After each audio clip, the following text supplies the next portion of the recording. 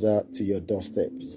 Bí ẹ ṣe ń wọlé, àǹfààní kan tí ẹ jẹ wá náà ni pé kí ẹ bá wa pín ètò yìí kí ó lè kárí ilé, kí ó lè kárí oko. Nǹkan kan náà ni a gbé dání, òun náà ni à ń pè ní Yorùbá Nation Self-Determination. Èmi náà ṣì máa lọ pè àwọn èèyàn wọlé, máa lọ sọ fún àwọn staff mi, máa lọ sọ fún gbogbo ọmọ Yorùbá pé a ti wà live. Ǹjẹ́ yìí náà máa bá wa sọ fún àwọn tí wọ́n ì tí mọ̀ pa ti wà live pé kí wọ́n wá gbọ́ wa. Mo bẹ̀ wá, mo rọ̀ wá, ẹ jẹ́ kí a káàkiri ká lọ ròyìn ibi tí a wà pé lórí ìkànnì wa tí a ń pè ní Koikimedia, níbi tí a ti ń dára wa lẹ́kọ̀ọ́, níbi tí a ti jọ ń gbé ọ̀rọ̀ yẹ̀ wò pé kí ni ó ṣẹlẹ̀, kí ló fà á tí a fi ń fẹ́ kí a gba freedom wa. Ọ̀pọ̀lọpọ̀ tí kò yé àwọn náà ni a fi jẹ́ kí ó yé, nítorí pé tó bá yé wọn, òun náà ni a lè jọ rí solution sí nǹkan tí ó ń ṣe wá. Nǹkan kan tó ń ṣe wá náà ni pé ọ̀pọ̀lọpọ̀ ìtí rí dájú pé ẹ̀tọ́ ni pé kílẹ̀ Yorùbá kó dá dúró gẹ́gẹ́ bí orílẹ̀-èdè. Ẹ jẹ́ ká bẹ̀rẹ̀ pẹ̀lú orin àsíá wa tí gbogbo wa mọ̀ sí Koikimedia. Bí èèyàn bá ti tanná báyìí, ọ̀pọ̀lọpọ̀ oríṣiríṣi kòkòrò tí èèyàn expect wá máa kọjá nínú broadcast. Ó ṣó pé iṣẹ́ wà tí a sì máa ṣe nílẹ̀ Yorùbá, nítorí pé bí èèyàn bá wà níta náà nílùú òyìnbó, ìwọ̀nba díẹ̀ náà ló máa rí kòkòrò. Mo kí Professor Adébánjí Akíntóyè, mo kí gbogbo àwọn tí wọ́n jẹ́ agbátò lẹ́yìn bàbá. Gbogbo yín náà ni o, ẹ̀yin náà lẹ ti bàbá yìí lẹ́yìn, àtèmi àtẹ̀yin la sọ fún bàbá yìí pé iṣẹ́ takuntakun tó gbé dání, gbogbo àjọ máa rí àṣeyọrí lórí ẹ̀. Ẹ bá mi gbọ́wọ́lé share button, mò ń bọ̀ àìtí ìdè. Koikimedia, we bringing the world closer to your doorstep.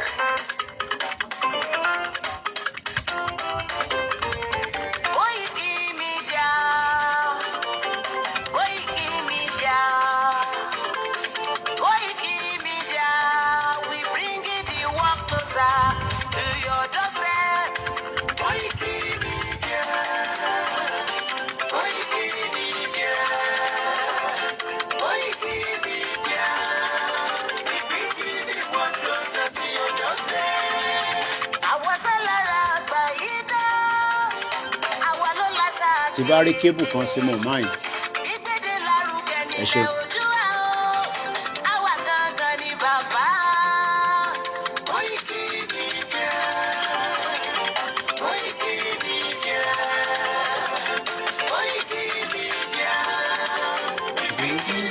Closer to your doorstep. They never sabi wetin we carry for her. Or did they move closer before they go sabi? I said they never know wetin we carry for body. Or did they move closer before they go sabi? Ọ̀kìlọ̀ lọ́jà ẹyẹ ìdìhun ló lájú. Ẹyẹ tó torí wodò ní àjọ owó ẹ̀jẹ̀ lẹ́nu.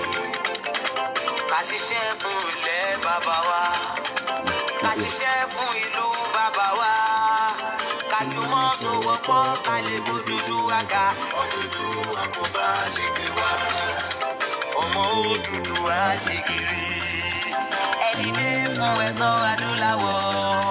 Ká lè jọ jùmọ̀ gbé ilẹ̀ ìlérí. Àwa ló gba ògo ilẹ̀ wa. Ká ṣiṣẹ́ ká lè jọ gbàdé. Ká lè gbàdé adé adúláwọ̀. Àwa ni ìmọ̀lẹ̀ tí ó tàn káàkiri. Ìyàwó òdúdú àdìwá. Koikimedia, àwa là ń gbé tó lárugẹ. Ètò tó gbójú owó tiwa máa ní. Kásá ẹgbẹ́ polówó ọjà wa kájé gbúgbà yín jẹ. Ètò tó gbójú owó tiwa máa ní. À ń gbé tó lárugẹ, à ń gbàsà lárugẹ. Ètò tó gbójú owó tiwa máa ní. News and sports ẹ máa rí gbọ́.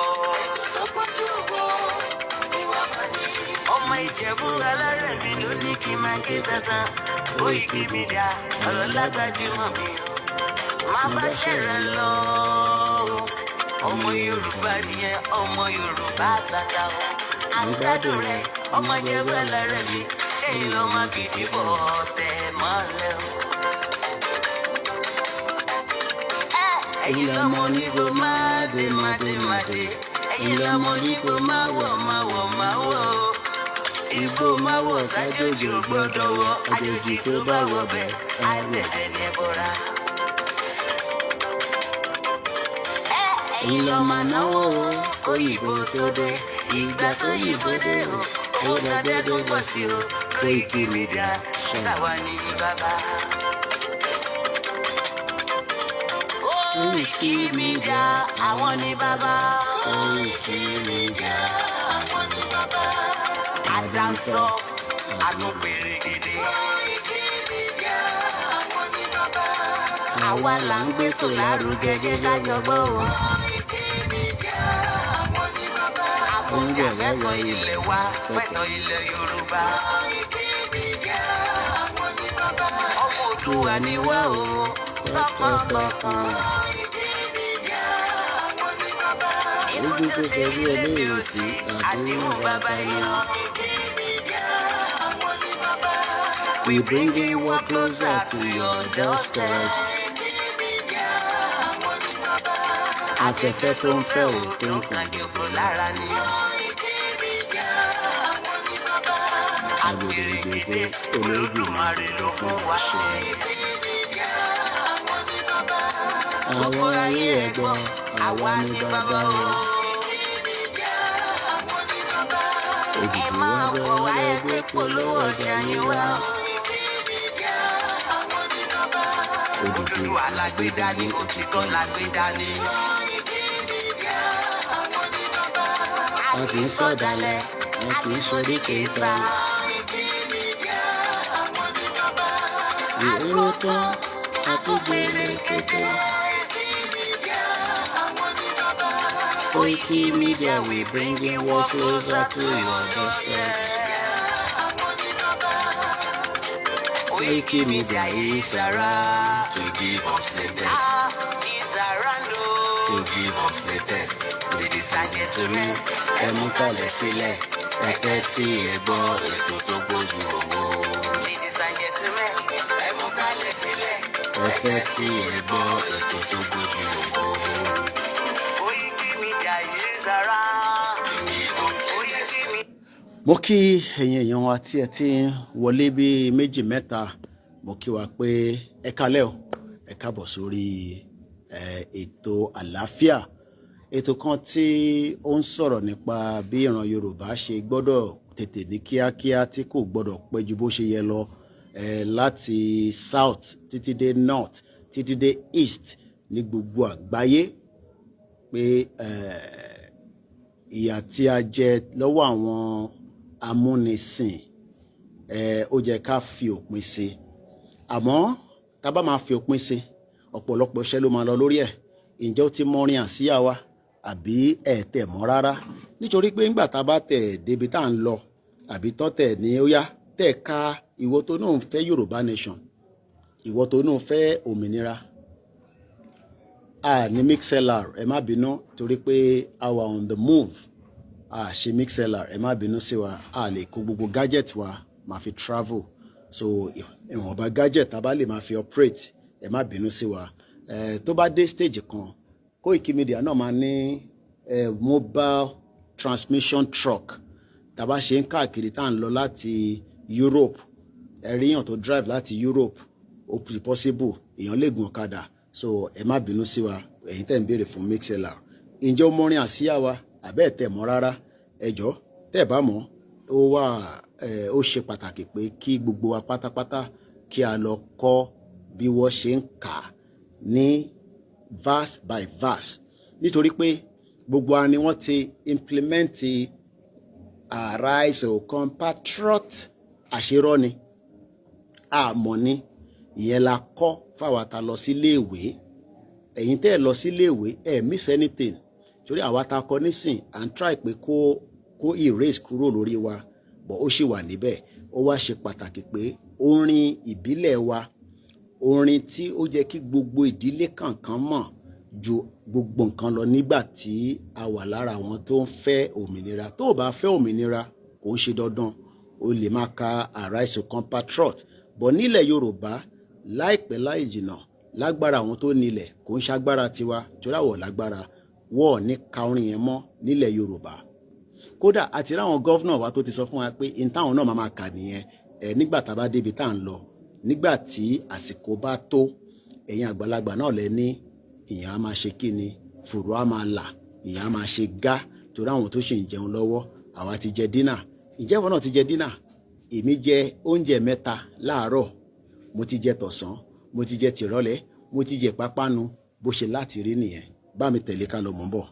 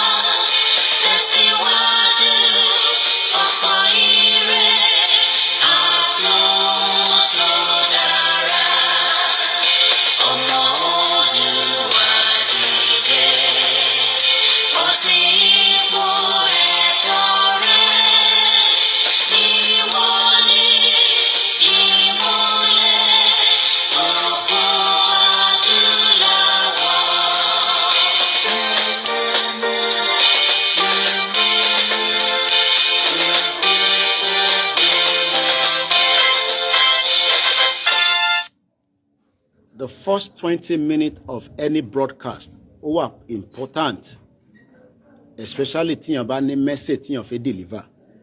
Torí ẹlòmíì ó ṣeéṣe pé bá ṣe bẹ̀rẹ̀ wọn ní lè gbọ́ tán fún ìdí oríṣiríṣi. Ẹni tó wà ní diaspora ó ń lọ bí iṣẹ́, ẹni tó wà nílé kò ní battery láti fi wò wá, kò dẹ̀ tún ní internet. Ẹni tó ní internet ó lè fi skip. Ìdí pàtàkì tí a ṣe fẹ́ ṣe talẹ́ ni pé a fẹ́ ra drone. Ta ló mọ̀ tán pè ní drone? A fẹ́ ra drone fún in tí ó ń bọ̀ tí gbogbo wa ti gbọ́ tẹ́lẹ̀.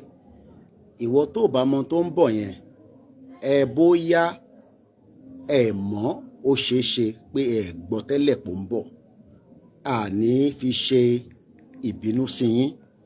Àbí ìwọ tí o ti gbọ́ ó ń béèrè pé ṣé n ta máa fi gba country nìyẹn, a máa ṣàlàyé fún ẹ bóyá òun la máa fi gbà àbó òun kọ́ la máa fi gbà.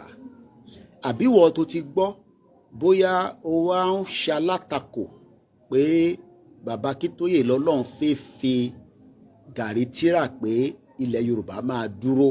Torí tó bá ṣì ń dáùtẹ̀, mo bẹ̀ ẹ́, mo rọ̀ ẹ́ lálẹ́ yìí, èní ní 7th of May, lọ kọ sílẹ̀ pé mi Ọláyọmí Kóìkì sọ bẹ́ẹ̀ pé ilẹ̀ Yorùbá ti dúró. Ó ti dúró, kò sí àní-àní níbẹ̀. So tó bá mọ̀ tó ń bọ̀, ká tó béèrè ń ta fẹ́ kí èèyàn 10 tí mo mọ̀ pé ó ṣeéṣe lórí ìkànnì yìí tó bẹ́ẹ̀ jù bẹ́ẹ̀ lọ. Èmi kọ́ lẹ̀ ń ṣe fún. Èmi kọ́ lẹ̀ ń ṣe fún. Ilẹ̀ Yorùbá lẹ̀ ń kọ́lẹ̀ fún pé kó lè ṣeéṣe. Èyí tèmi lè ṣe ni pé ilẹ̀ Yorùbá ni mo wà báyìí. Kò sí àní-àní níbẹ̀. Ẹ̀yin ni kẹ́yìn wá ṣe ibi tó kù kó lè ran ìrànlọ́wọ́. Òun ni pé ta ló mọ̀ tán pè ní drone? Kí la fẹ́ lò fún? Ẹja kọ́kọ́ gbọ́ eléyìí ká tó máa sọ ìyẹn ta fẹ́ lò fún.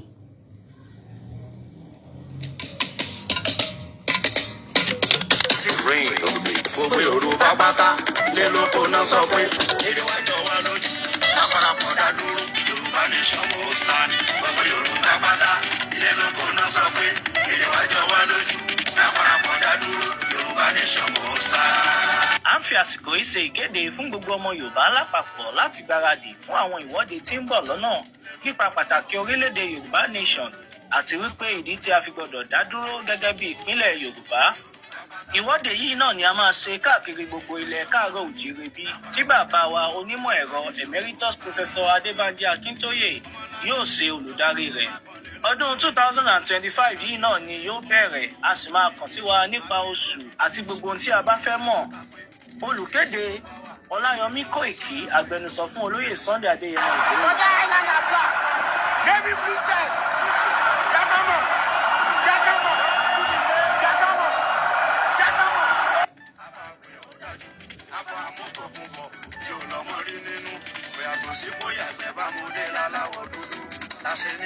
Tẹ̀lé lórí gbogbo ọmọ Yorùbá àtọ́fà ń jẹ Yorùbá àtìgbòye wọ́n láwọn ọ̀fọ́ra mọ́ kí Fúlàní máa jí wa gbé wọ́n mọ jẹ oko wa kọ́ mọ dà wá láàmú.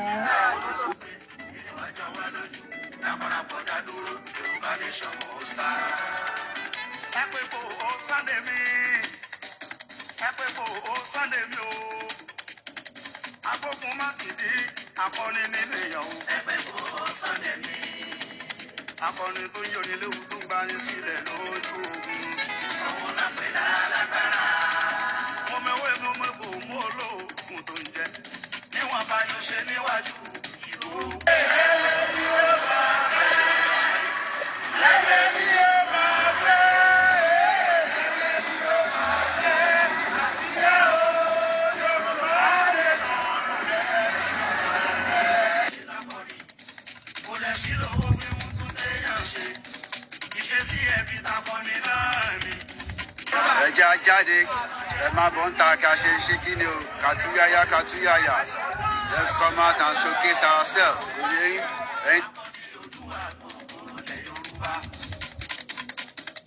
Ọmọ ńlá mo pé Musa Debo, Ìgbòho ṣá, owó bàbá dání. Bóyá tí mo bá ní kò ṣá, ẹ sọ fọkùnrin ogun, ọmọ májá sọlá. Now, interface lo drone fún náà nìyẹn. Drone jẹ́ nǹkan tí ó ní ìwúlò gan. Oríṣiríṣi drone ló wà. Àmọ́ èyí táwa ń sọ ta fẹ́ lò yìí, èyí tó lè fún wa ní coverage nígbà tí bàbá wa alànà tí ó ní gbogbo àṣẹ lọ́wọ́lọ́wọ́, tí bàbá wa Professor Adébánjí Akíntóyè tó máa fún fèrè tí kò ní pẹ́ mọ́.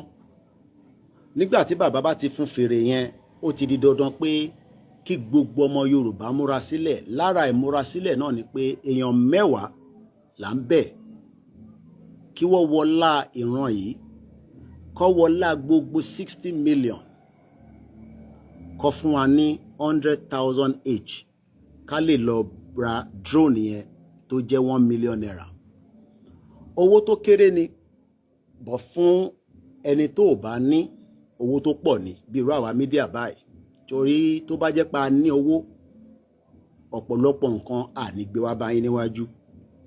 Drone yẹn ṣe pàtàkì látara iṣẹ́ tó fẹ́ ṣe. Kò ń ṣe drone nìkan ló ṣe important nínú movement. Koikimedia kọ́ ló ní. Nígbà tá bá lò tán, a hand over padà fún gọ́ọ̀mẹ̀ntì wa àbáwọn tó jẹ́ adarí wa. But àwọn tó lè operate àní wọn lọ́wọ́ torí security reason a lè expose wọn. Mo ń bẹ̀ wá, mo ń rọ̀ wá, ẹ jọ̀ọ́ tí a bá lè rà before this weekend, it will be good. Wọ́n máa personally, ìyẹn torí owó tó wọ́n ni, èmi fúnra mi ló máa personally hand ẹ̀ fún tí màá dẹ̀ present ẹ̀ ní real life. Kò ń ṣe pé ìta tí present náà, kò ń ṣe pé ẹ̀ doubt ẹ̀ àbí ẹ̀ believe ẹ̀. Ọwọ́ àwọn tí walkie talkie wà lọ́wọ́ ẹ̀, wọ́n ti fi ń practice. Wọ́n ń pè wọ́n ní steward. Kí ló ń pè ní steward? In any movement, in any event, ìyẹn gbọ́dọ̀ ní àwọn communication gadget. Òun ni walkie talkie. Kò tó, àmọ́ a dúpẹ́ fún gbogbo ọmọ Yorùbá fún ìrànlọ́wọ́. A ṣe account ẹ̀ fún yín, mélòó la padà rà. Mo ti sọ pé a ti kọ́kọ́ achieve the first 100. A ti rà lẹ́yìn yẹn sí. Mọ nọ́mbà ẹ̀. Àwọn èèyàn ní Koiki má reveal too much information, especially tó bá ti jẹ́ nǹkan tó jẹ́ security. Nítorí pé platform ẹ̀ àti Yorùbá World Media wọ́n ṣe live lọ́wọ́lọ́wọ́. Ẹ má bínú pé ó join together torí pé àsìkò lèmi náà ń bá ṣiṣẹ́ nínú ilẹ̀ Yorùbá tí mo wà yìí. Gbogbo ẹ̀ ti dákẹ́ lọ́lọ́. Ibi tèmi wà, iná wà ń bẹ o. Iná wà ń bẹ, àdúpẹ́ fọ́lọ́.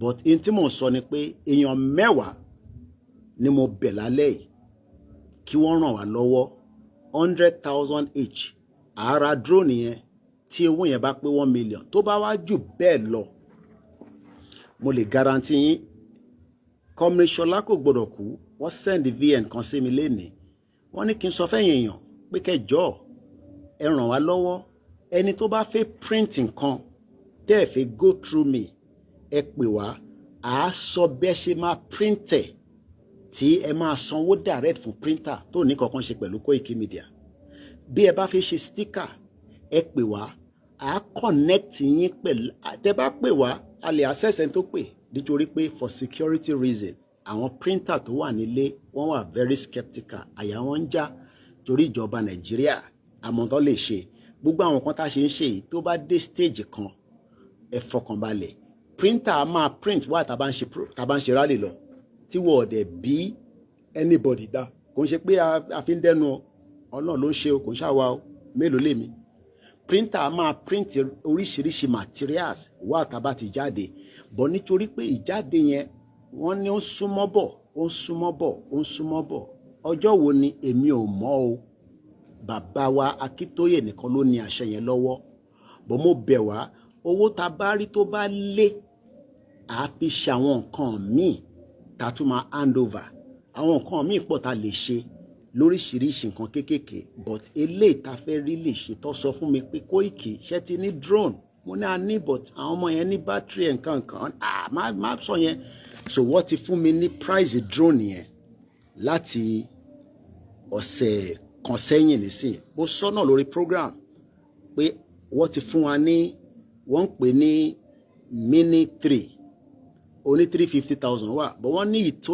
jẹ́ èyí tó dá yẹn òun ni mini 3 yẹn tó ń pè ní DJI pé tabara iṣẹ́ tiẹ̀ torí pé ṣe rí bó jẹ́ yàn 50 náà ló bá jáde àfi capture látòkè bó jẹ́ yàn 1,000 àfi capture látòkè à ní sọ jù bẹ́ẹ̀ lọ for security reason but oníṣẹ́ tó máa ṣe tó bá ju 2 million lọ ara méjì à hand over ẹyọ kan fún another platform tó jẹ́ YSDM àwọn àmọ́ àwọn tó máa gbé fún but lọ́dọ̀ tiwa àwa ní àwọn tó ti mọ̀ ń pa ẹ̀ for security reason I cannot give too much details torí mo fẹ́ kọ́ lọ gbé anybody lálẹ́ torí bá ṣe wà báyìí nísìn a ti wà nínú wàhálà pẹ̀lú ìjọba Nàìjíríà torí ìjọba Nàìjíríà náà fi mọ kí ló fi ṣe nǹkan kan ìṣèbá náà wà ní wàhálà kò sí nǹkan tó lè fi wá ṣe èmi wà nílẹ̀ Yorùbá báyìí ní tó bá fẹ́ ṣe àbẹ̀rù government àdẹ̀ ṣe tó dòdì sófin so torí pé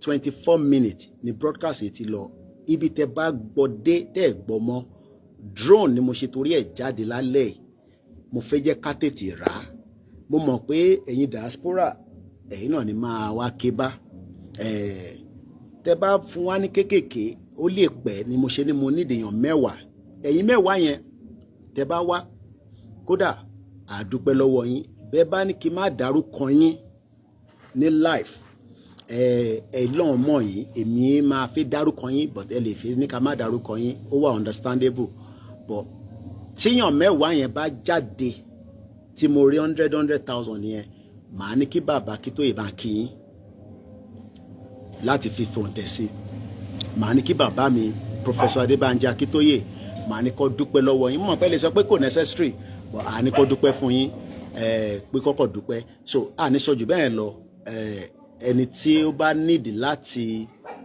fi ràn mí lọ́wọ́ gbogbo ilẹ̀ ní nọ́mbà mi tẹ́ ẹ bá ní nọ́mbà mi ó wà lórí social media ẹ bá ti type ẹ rí ìkan last pẹ̀lú 979 ìkan last pẹ̀lú 321 so bó ṣe jẹ́ nìyẹn now nígbà tá a ti gbọ́ yẹn ó ní information tí mo tún fẹ́ mú wá fún wa tó wà very very important ó wà extremely important ó ní dọ́kúmẹ́ǹtì kan tí a ti ń kà lójoojúmọ́ ta ló mọ dọ́kúmẹ́ǹtì náà ta ló lè rán wa létí tó bá jẹ́ pé èèyàn wa tẹ́ ń tẹ̀lé wa bẹ́ẹ̀ ni 100,000 naira kò ń ṣe 100,000 pounds o kò lè ń ṣe $100,000 tẹ́ bá fún wa níyẹn bàbá Akíntóyè ní máa gbélé lọ́wọ́ kò sí tèmi fẹ́ fi ṣe dọ́kúmẹ́ǹtì yẹn ó wà important bàbá wa alànà ló ní kí gbogbo wa àwa mídíà ká lọ máa ṣàlàyé dọ́kúmẹ́ǹtì yẹn fúnra wa. The good news path to prosperity. The good news path to prosperity. Mo fẹ́ mú jáde lórí email mi. Prosperity yẹn máa jẹ́ yeah. I hope pé màá láti lo glasses mi nísìn. Yeah. The good news path to prosperity. Orílẹ̀-èdè Yorùbá. Bàbá Akíntóyè ní ẹni tó bá ní PDF yìí lọ́wọ́, wọ́n direct mi, wọ́n instruct mi pé kí gbogbo ọmọ Yorùbá lọ download ẹ̀ kó ní lọ́wọ́. That is the message directly from Prof. Ẹ lè máa béèrè pé kí ni reason torí àwa Yorùbá máa ń like láti question bọ́lọ̀ ṣe dá wa nìyẹn, bí Elédùmarè ṣe fún wa ní làákàyè nìyẹn.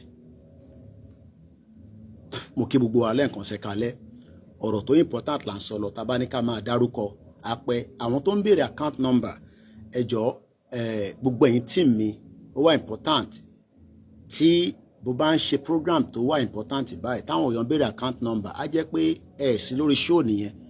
A lè ní staff wa tí ara data fún tí ẹ̀dẹ̀ wà online táwọn èèyàn béèrè account number tẹ́lẹ̀ fún wọn á jẹ́ pé iṣẹ́ yín ò pé nìyẹn o. A dẹ̀ ní time mọ́ so ẹ jẹ́ n fi voice yẹn sílẹ̀ sínú group Koikimedia torí pé ìtàgbédání gbogbo ẹ̀yin staff wa pátá àwọn tó ń béèrè account number wa lórí live show tí mò ń ṣe lọ́wọ́lọ́wọ́ nísìnyí ó ṣó pẹ́ sí lórí program pẹ̀lú mi. Tí mọ́ǹtì bá tán a lè sọ pé ànira data fún yín torí pé a máa ti wà nínú rally lágbára Ọlọ́run, but kò ní da káwọn èèyàn máa béèrè account number. Àfọlábí gbogbo ẹ̀yin tó kù tí mo fi dárúkọ, mo bẹ̀ yín, mo rọ̀ yín, bí ṣe ń sọ̀rọ̀ báyìí mo wà live, ẹ bọ́ sórí show kẹ monitor gbogbo àwọn tó ń béèrè account number wa kẹ bá mi máa fún wọn.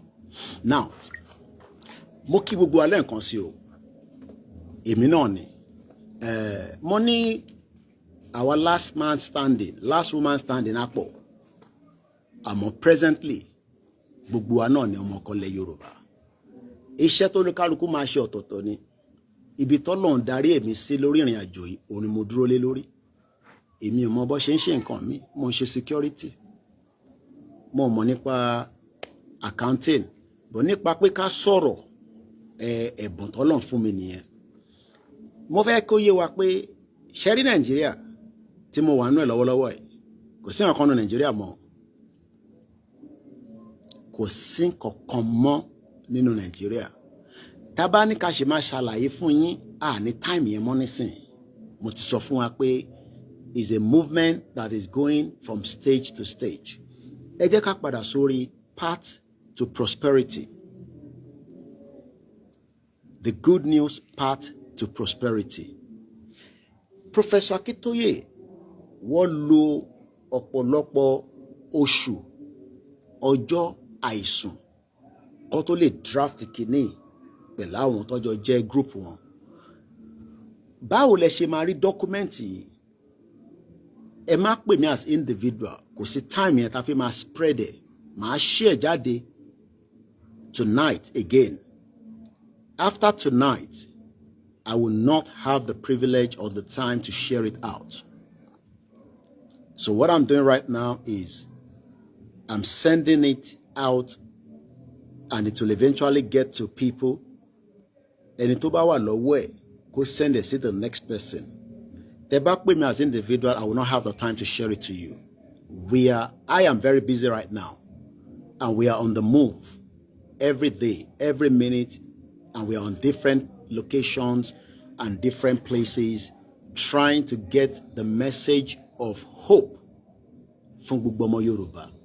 There is only one hope left, òun ni freedom wa. Anything less than that is a false hope. Forget about it. Anything less than that is a false hope.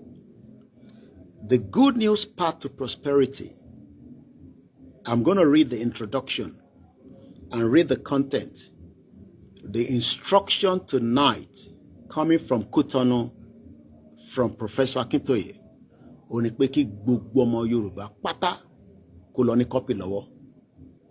Bàbá máa ṣàlàyé in tó máa end up with this document fún yín, but this document must now be mo ń tọ́ láti fi sọ̀yìnbó máa sọ̀yìnbó púpọ̀. Document yìí gbọ́dọ̀ jẹ́ document tí gbogbo ọmọ Yorùbá pátá gbọ́dọ̀ ní lọ́wọ́. Àṣẹ tó wá látọ̀dọ̀ bàbá Akíntóyè nìyẹn. Má bí mi pé mídíà kan tí sọ sórí tábà ń dúró de mídíà kan tí sọ yẹn ṣàlàfíà nìkan ṣe ni wá. I am not the spokesman for Baba Akíntóyè, but instruction ni pé kí gbogbo wa ká lọ download ẹ̀ ká lọ ní lọ́wọ́. Ẹni tó lè download ẹ̀ tí copy bá ti dé ọwọ́ one person, ó ti di dandan pé ẹ gbọ́dọ̀ lọ jù sínú gbogbo group kálukú wá download ẹ̀ kó wà lórí fóònù yín. Ẹni tó bá lè lọ print ẹ̀ out, gbogbo tó máa cost yín láti fi print ẹ̀ out kò tí tó náwó tẹ́ ti ná láti 5 years. Oní printer lọ print ẹ̀ out kó tọ́jú ẹ̀ pamọ́ sílé. Bàbá máa wá ṣàlàyé ìwúlò ẹ̀ fún wa. Kí ni the next information? Ó ní pé kákọ̀ọ́ka díẹ̀ nínú introduction yẹn. The Good News Path to Prosperity in Our Orílẹ̀-èdè Yoruba by Professor Adebanji Akintoye. Introduction. In the following pages, I try to present the glorious picture of our soon-to-come nation, our Orílẹ̀-èdè Yoruba. I try to describe the dreams that are impelling millions of Yoruba men and women in all countries of the world to engage seriously in Yoruba self-determination struggle, to come together in the countless self-determination organizations and clubs, to keep awake for many hours, night after night, putting ideas from their disciplines and professionals in writing prosperous and powerful, in writing about our soon-to-come country shall be great, prosperous, and powerful in the world. God Almighty made us Yoruba people a great people of talent, intellect, and skills, and large numbers. The ideas that will make our country one of the greatest and most famous countries in the history of the world, and that will make us Yoruba people a loving, laughing, emulated family of happy and contented men and women.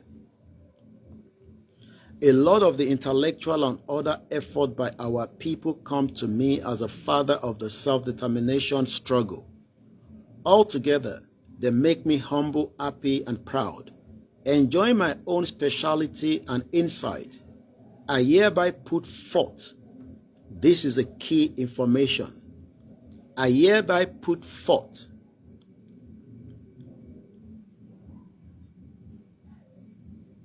I hereby put forth. I lost the plot there. Apology for those of us that are listening.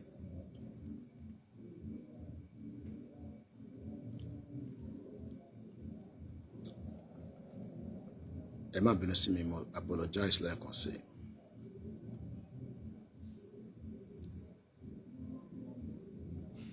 A lot of intellectuals and effort by our people come to me as a father of our self-determination struggle. Altogether, they make me humble, happy, and proud.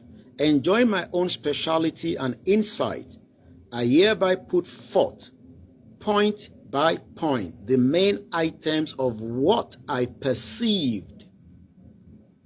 Very, very important. What I perceived to be our nation's purpose, determination, and expectation. A copy of these is not something you might not have after this broadcast. Koikimedia is not an excuse. You must find these because ó ti wà lórí website wa in the last 2 years. It has also been sent out now. My team will pick it up and send it across every part of the platform. If you send a message to me directly, I would not have the time to reply you and pick it and send it to you. Sorry, website were either the old website that is dedicated specifically for this movement, Koikimedia.com. It was designed gbogbo information tó lúkálùkù bá fẹ́ nípa ìrìn àjò yìí, from the letter to the United Nations to the letter to Downing Street níbẹ̀ o, to some of the communication, how Igboho's house was attacked, to atrocities of the Fulanis, to all our events, the past, rallies, pictures. You will find it on koikimedia.com. Nínú ẹ̀ lẹ máa rí this document as well. Tẹ́bá search dada. Tẹ́bá lọ sí koikimediainternationalnews.com. There's a particular page tí a create a sọ pé Yoruba people. Ìyẹn wà straightforward. You click on it, ẹ bá document yìí níbẹ̀, ẹ download it and keep it to yourself. This is a very important document. Ọpẹ́ share donation yẹn sí gbogbo platforms continuously for those that are asking.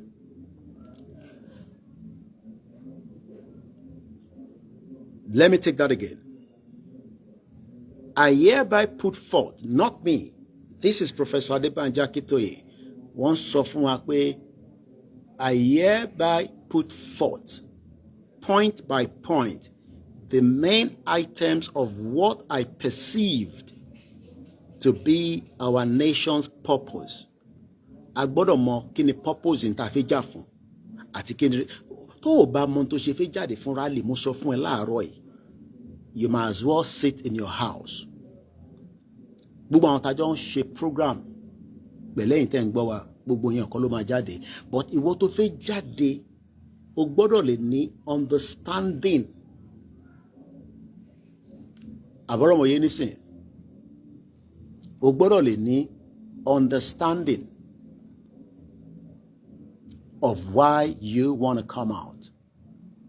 If you don't have the understanding, you might as well sit in your house. It's as simple as that. Fi jẹ́ kó jókòó sínú ilé ẹ̀, but tó bá ń bẹ̀rù pé àti bá jáde nǹkan máa ṣe mí, okay, jókòó sínú ilé ẹ̀, kò sùn, kò jí, kò sẹ́ni tó múyàn sí. Wọ́n force anybody kó wá jáde nígbà tó bá ti ní ká jáde, kò ń ṣe by force. O ní right láti sọ pé wọ́n jáde, inú ilé ẹ̀ ló máa wà, okay? But àwa tó kù, we will forge ahead under the instruction tó máa wá at every interval. The instruction is let everybody have this document with you. I urge now, after tí bàbá kọ sínú bíbá, wọ́n tún ní kí n remind wa again pé we should all go and have this document. Mo pé gbogbo agbọ́n kan tí mo sọ. Ẹ jọ̀ọ́ tẹ́ bá ń gbọ́n tí mo sọ yẹn bá mi fi sínú comment section. I hope you're listening. I urge all my Yoruba people, obìnrin, ọkùnrin, ọmọdé, àgbàlagbà, olúwo, Christian, Muslim, ẹni tó ní one challenge or the other. Everybody must have this document. It is very important. A lè má ní time láti remind you again. Gbogbo broadcast tá à ń ṣe lọ nísìn, tá à ní this opportunity to sit down, they might be very limited. Ó lè jẹ́ àwọn míì ló máa take charge. Àwọn míì wo ni mo ń sọ? Ó lè jẹ́ world media ló máa take charge of all these other conversation. It might not literally be my platform. my platform will continue to work. But in a movement like this, you will now need another unit that is already working day and night. Don't be in the Yoruba world media. Most work will be operating from their end with message. Nígbàkígbà tí Professor Akintoye bá máa bá gbogbo wa sọ̀rọ̀, that message will come live and direct from the Yoruba world media, and we're looking forward to that very soon. When I don't know, don't ask me. Okay? I don't have an idea. I urge all my Yoruba people to read it. Read it. Òyìnbó ló fi kọ́ lóòótọ́. Bí ẹ bá lè wọ ẹni tó lè bá yín ṣe àyàngbífọ̀ ẹ̀, please do so. Kò sẹ́ni kankan níbi tí a dé ní Nàìjíríà nísìn tí kò lè sọ pé òun ò tí go through document kan tó wá ní English rí in the last 60 years tí Nigeria ti operate. Lóòótọ́, this document should have been also in Yoruba, but for now, èdè Gẹ̀ẹ́sì ló ṣì wà. If taban ẹni tó ní skills, bàbá wa kan pè mí, I gave him this document, and this is how we have not been very active as people. Àwọn máa bá wa ṣe sí Yorùbá bí a lọ máa ṣe lọ́la. Àwọn náà lọ ní taban ní document tó fi translate. This is the skills that some of you have, but because and dúró pé kẹ́nìkan ṣe nǹkan kan, everybody has a role to play. By now, ó yẹ kí a ti translate ẹ̀sìn wa kí bàbá Akintoye wá bẹ̀yìn.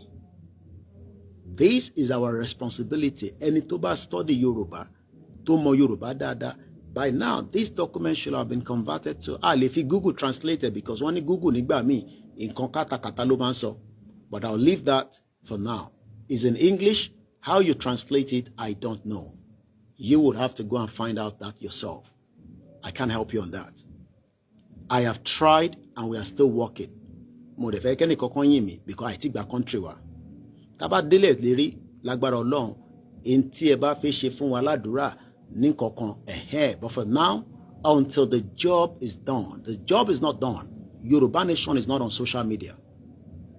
We are not yet a country, but we pray and look forward to be a country. Nobody can stop it.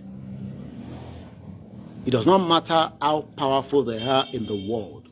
It is too late. It is just too late. Even if it is a 1%, multifunny breakdown, 30 million Yoruba people are ready to forge ahead in Yoruba land. 25 million do not understand what we're talking about. We are not going to wait for them. 5 million are traitors. They will attack and they will try everything. But what ti gbàgbé pé Ọlọ́run ló ní ẹ̀mí. Èèyàn sùn kò ní jí. Èèyàn jáde ó ní accident. So gbogbo ẹ̀yin tí lọ́kàn yín pé ẹ máa truncate ìrìn àjò yìí, Ọlọ́run á yọ ẹ̀mí kúrò lára yín. It doesn't matter who you are. Gbogbo ẹni tó ní ibi tí bàbá Akintoye at 90 ẹ support ẹ ràn lọ́wọ́, but ẹ fẹ́ truncate ìrìn àjò yìí, Ọlọ́run tó nílẹ̀ Yorùbá á yọ ẹ̀mí kúrò lára yín. Á sọ jù bẹ́ẹ̀ lọ. Kò ń ṣépè. Because 30 million Yoruba people can form a country. Till the remaining banner won't ready. Nigeria died long time ago, and we are not ready to renew Nigeria. Kò sílùú kankan tó ń bọ̀ wá ràn yín lọ́wọ́ o. We are going to help ourselves. Kò sílùú kankan tó ń bọ̀ wá bá ẹnì kankan pé àwọn máa wá gbèjà yín. Wọ́n ń gbèjà ara wọn lọ́wọ́lọ́wọ́. Ìjà ń lọ lọ́wọ́lọ́wọ́ in multiple countries for different reasons. But in tí mo mọ̀ dájú ni pé wọ́n ọmọ tó bá ṣípá, ẹ bá mi parí òwe yẹn àgbàlagbà. ẹ mọ̀ pé mi ò mọ̀wé pa even though pa ti wà ní homeland. Yorùbá tí à ń sọ yìí kò dán mọ́rán tó 27 years nílùú òyìnbó kò easy. Gbogbo ẹnikẹ́ni, èèyàn ni, ẹranko ni, àǹjọ̀nú ni, oṣó ni, àjẹ́ ni, pásítọ̀ ni, babaláwo ni, àfáà ni, oníṣègùn ni, ló bá sọ pé ilẹ̀ Yorùbá ò ní délẹ̀ lérí, Ọlọ́run á yọ ẹ̀mí kúrò lára yín.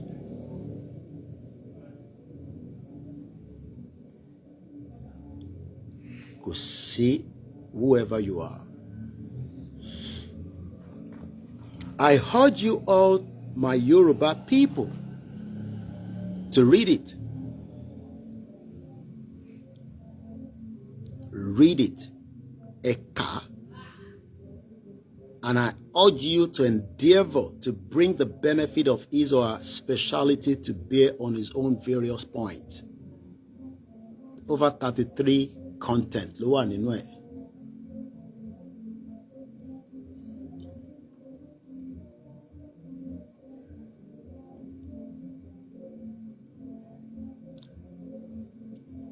This movement has gone past the stage you might be thinking. I will leave it like that.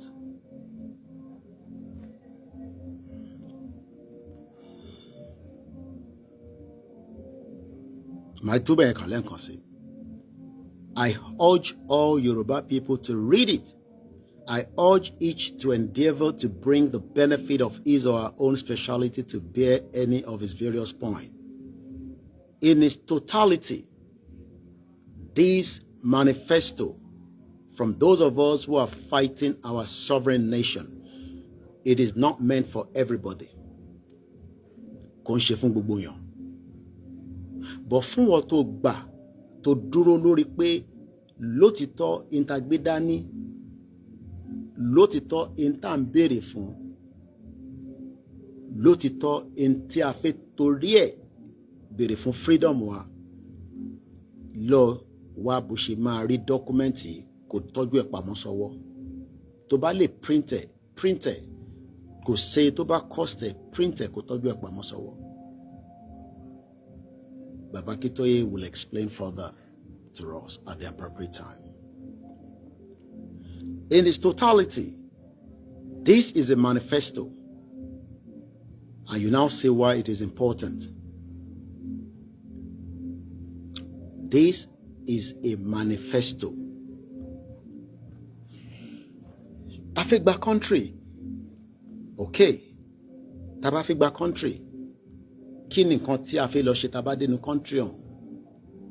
Ǹjẹ́ a sọ fáwọn èèyàn wa n ta máa ṣe tá bá débẹ̀?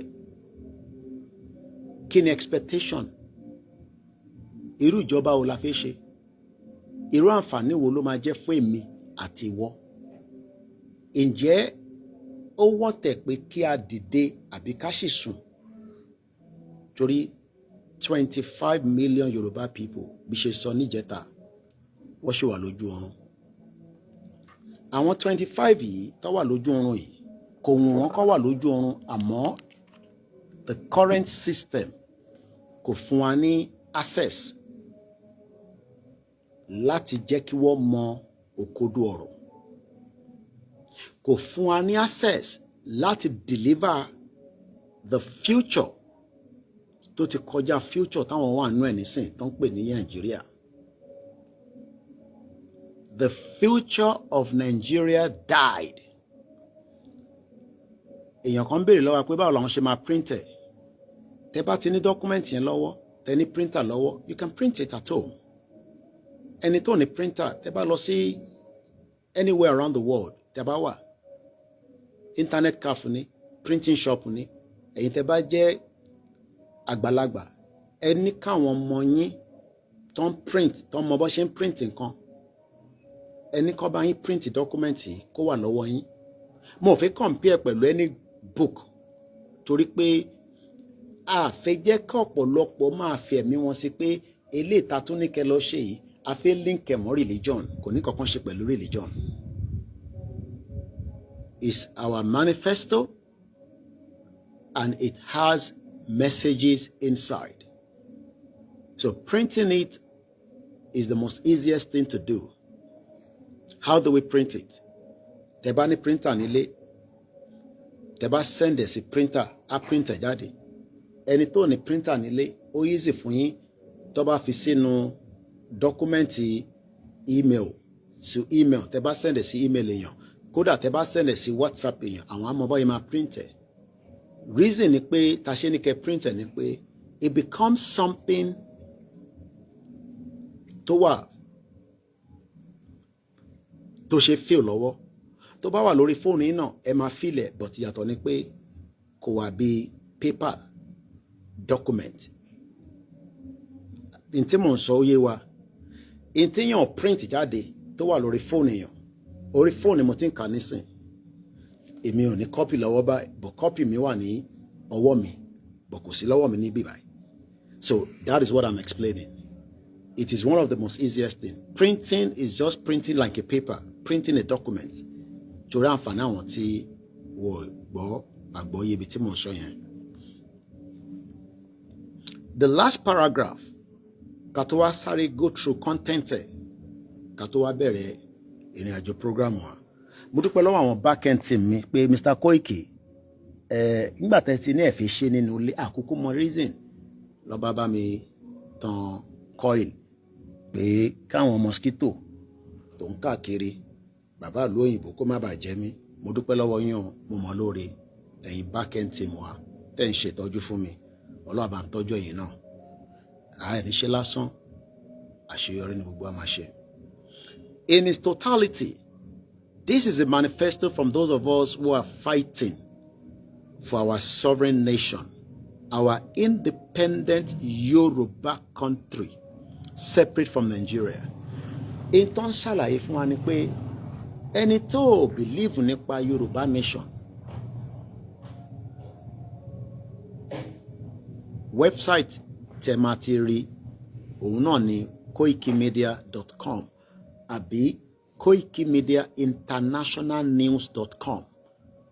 Ó wà straightforward láti tètè rí lórí Koiki Media International. Tẹ́ bá ti ń follow, tẹ́ bá lọ sórí Facebook wa nísìn, gbogbo link táwọn ọmọ yẹn post pé news blog ẹ̀yẹn click lé lórí, kẹ́ lọ sí landing page ẹ̀, ẹ rí Yorùbá people, ẹ click lórí ẹ̀, ẹ rí document yẹn níbẹ̀.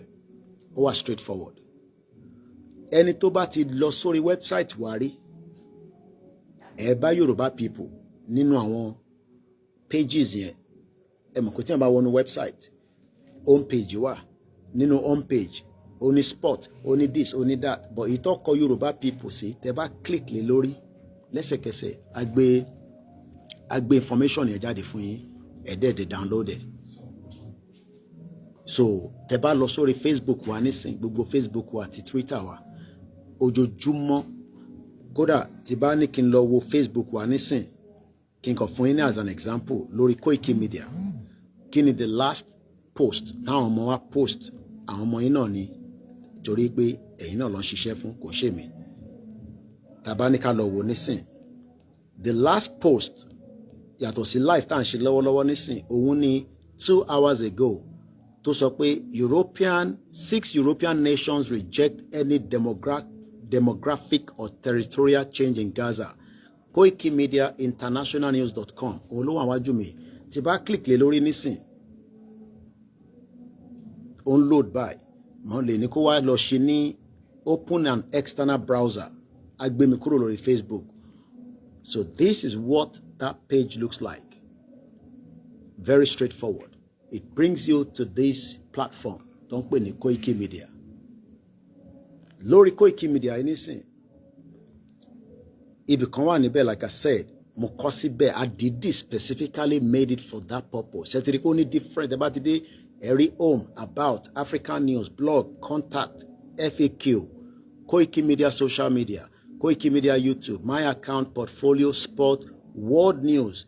Èyí tẹ́yìn need ni wọ́n máa kọ síbẹ̀, Yoruba people. Tẹ́ bá click lórí Yoruba people yẹn, even from your phone, this is it right there. Kò need kò ń ṣe nǹkan tó le, but ẹ mọ̀ ẹni tí ó ní kan ṣe, á wá nǹkan tó máa ṣe yẹn by fire by force. So straightforward ni mo ti ṣàlàyé òun ló wà ńbẹ̀ and you click on download, it downloads straight to your mobile phone. The by the download it, you can then take it straight to your website. Ẹ jẹ́ ká kọ́ gbà kọ́ọ̀lù yìí àmọ́ tó ń pè wá àdèmọ̀dé tó ṣe ń pè wá fún. Hello. Hello, brother mi, hello sir. A wà lórí ètò lọ́wọ́lọ́wọ́ báyìí. Ṣé fi dá sí ni ṣé ń gbé ètò lọ́wọ́ ni àbí nǹkan mi lè pè mí fún torí mo live. No, okay, call me for you. Okay, all right. After program, I pray live. This is 10 o'clock. Iṣẹ́ tí ẹ gbélé mi lọ́wọ́ nìyẹn. Tí fóònù yóò bá wà off, bó ṣe máa ring throughout tí lè máa fi mọ́ nìyẹn. Am I tired of it? No. It's the nature of the work. It is a lot to consume. Ẹni tó pè yóò tẹ̀ gbọ́ broadcast. In tó pè fún, I don't know. And this is 21:54 p.m. Àwọn expect pé yẹ kí èmi sùn, kí ni mo fẹ́ sùn fún? Ìbé mi mo ní bàbá Yorùbá nation ni mí. This is the task. Tí wọ́n tó ń rò pé ó easy. Tó bá easy ni, you take it as well and start doing it. So mo kí gbogbo lẹ́ẹ̀kan sí. Lẹ́ẹ̀kan sí, the task. Ìyá wa kan ti send message wa nísìn, wọ́n náà máa support 100k straight away. Àti ní 100,000 ó kù 900. Bàbá ráhùn tó bá send message náà bẹ́ẹ̀ wá àfún yín ní update. Tílẹ̀ bá máa fi mọ́ tí bá I don't know how busy I will be because of my traveling, but my update wa in the morning. Tó wọ́n yẹn bá pé wá pick it up lọ́la àdé ṣe program pẹ̀lú ẹ̀ lọ́la yẹn náà. I can assure us that it's going to be a lot of work because of my movement, and I'm sure you don't need to know my movement. Àfi alábòde èèyàn la máa bèrè pé níbo ló ń rìn sí. I'm sure nobody needs to know that for security reasons and many reasons. But mo dúpẹ́ lọ́wọ́ ìyá wa, so màá confirm account number yẹn fún yín nísìn, màá send ẹ̀ sí yín. Wọ́n wò mí báyìí, wọ́n ní Koiki àwọn máa take the first bulk, àwọn fún wa ní 100,000. So now mo fẹ́ ká tètè padà. Màá ṣí phone line, bó jẹ́ kí n land, màá dúpẹ́, màá kí yín.